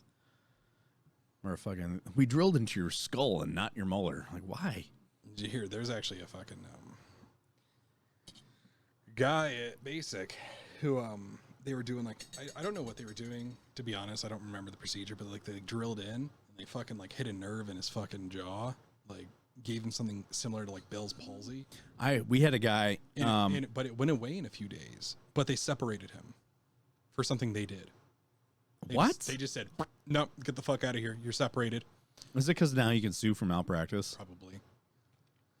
Recruits don't know that, but I would fucking tell my recruits all of that. Oh no! So if I was in that position, I would too. Like, hey, listen, like if the doctor fucks you up, and you were like, you have like, there's an issue before the malpractice thing happened. Did I ever tell you about the fucking girl in Italy that went in for a gallbladder surgery and came out with a hysterectomy? Are you fucking serious? Yeah. So like they that is something you assault you don't sue the doctor, you assault the doctor for. So and this girl, she was like 20 years old. She goes in because on base our clinic doesn't have a surgical wing. So like for major procedures like that, they either send you to Landstuhl, Germany, or if it needs to be taken care of, they'll put you they'll send you to the local Italian hospital under the finances of the government. Right. So they sent her in. This happened like right before I got there. So they sent this girl in to get her gallbladder removed. Instead, they gave her a hysterectomy. Oh my God. Yeah, that is... I know. I was like, what? And then it was that moment I realized, send me to Germany. I don't fucking care. Like, send me to an actual fucking American doctor. I like, no fucking way. And so there was a lot. And then, like, when it came to dental surgeries, yeah, we had oral surgery, like, for wisdom teeth and, like oral surgical procedures and stuff. Yeah. Because they don't have an anesthesiologist on standby, what they would just do is just fucking inject Novocaine into your mouth and then do the extractions. And, like, one of my buddies, like, it wore off in the middle of the procedure, and he was, like, passing out from the pain while they were taking his wisdom teeth out, and they'd have to smack him awake because he's like, dude, this was the worst experience of my life. The Army doesn't fucking, especially dental, they don't give a fuck about you. I had a dentist. I saw a different, every time I went to dental, it was a different fucking doctor each time. I never had one doctor. So I go in, and the fun thing about the Army doctors is that, like, especially the dentist, I somehow, every time went in, there was a cavity that needed to be filled. And when I would come home on leave and get looked at, like, not long after that, they'd be like, there's no cavity here. So they were making up cavities or whatever they thought was a cavity. And then were giving me, like, crazy fillings. Like, the one guy, I have one fucking, like, black filling, right? And he was like, I didn't even know, like, how bad this cavity was. I'm like, really? Okay. It didn't seem like it was a big deal. This dude fucking hollowed out my tooth and filled that bitch in. And I was just like, why did you do that? He's like, you're in the Army, man. You get the care we give you. You don't get to choose. He's like, you get what you get, and that's it. He's like, you don't get the best dental work here. We give you what we give you. And I'm like, are you fucking serious? And this is a captain. Then I learned that most military dentists were dentists in the civilian world and lost their practice or just couldn't cut it. So they joined the military because there's a guaranteed paycheck. Because they can join as officers. Right. I mean, they join as officers and they keep their practice and they don't do anything outside of that ever. They never do, like, any kind of military training or anything outside of that fucking specialized practice of being a dentist. Like, that's what they do. So when I was in AIT before I went to my unit, they were, like, basically telling everyone, like, if you have wisdom teeth and they need to be extracted, you are getting it done. You have no say. I got lucky because I had wisdom teeth and they said, well, we recommend you get them out. You don't have to get them out. And I'm like, I'm going to wait till I get to my unit to do that. And I'm so glad I did because so many guys were going in. And when you're in AIT getting your wisdom teeth pulled, these extractions are being done by guys in training. New recruits are taking your teeth out and they fuck you up each time. We had a guy come back that they did the same thing, hit his nerve, and his whole fucking tongue went numb. Like they like temporarily paralyzed his tongue because he had a fucking because they hit a nerve when they were taking his wisdom teeth out. So I was like, yeah, no, fuck that. I'm not getting my wisdom teeth taken out in AIT. So, like, yeah, with medical malpractice now being, because at the time when that girl had the hysterectomy, she couldn't sue. I would assault. Yeah, I know. I would too. I'd be like, you just fucking ruined my life. Like, you changed my life forever because of a malpractice. And it was at the time where it's like, you can't sue for malpractice. And I'm so glad they finally woke up to that whole thing about how... You know she's probably filing a lawsuit right now. I hope so. Because if she's not, you need to be hiring a hitman. Because that is something that I would be pissed that much off that's about. That's like going in for a gallbladder and coming out and saying that you had a vasectomy. Yeah, you've been neutered. Not a vasectomy. You've been neutered. Your balls were cut off. Yeah, we took that. Like, what the fuck do you mean you did that? Oh, well, yeah, well that's what we did. Oh, well, cool. I will...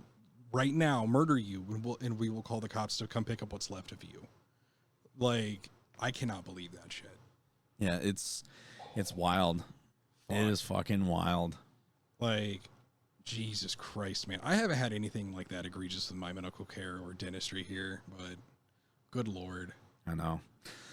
Yeah, but I gotta get a dental appointment getting going. Why do you think a lot of corpsmen take their own care into their own hands? Because they trust themselves over everybody else. Sometimes. I mean, I understand. It's like the civilians that are hired by the VA are fucking bullshit. They mostly are. Like, I had this one woman when I was getting my fucking COVID shot. This nurse, don't know how she's a nurse, sitting there. So, one, COVID is not a shot that you need to aspirate. I'm just letting you know. You know how they stick it in, they I pull think it you've up? told me about this. Yeah, I did. And she probably took 15 long ass seconds to give me this vaccination with it in my arm. Not like, oh, it took her like 15 seconds. Yeah, to do COVID vaccine is everything. a stick, push, gone, Yeah. done. It does not need to be aspirated.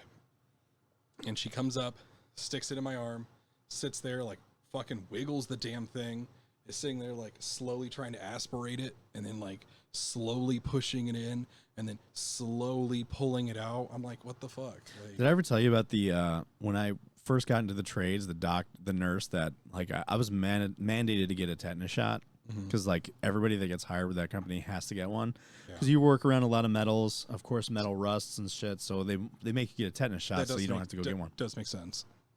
So I go in there and the nurse was a bitch. She was just like, "I'm gonna make this hurt." And I'm like, "Why?" I was like, "What?" She's like, "This is gonna hurt. I'm gonna make it hurt." I was like, "Okay."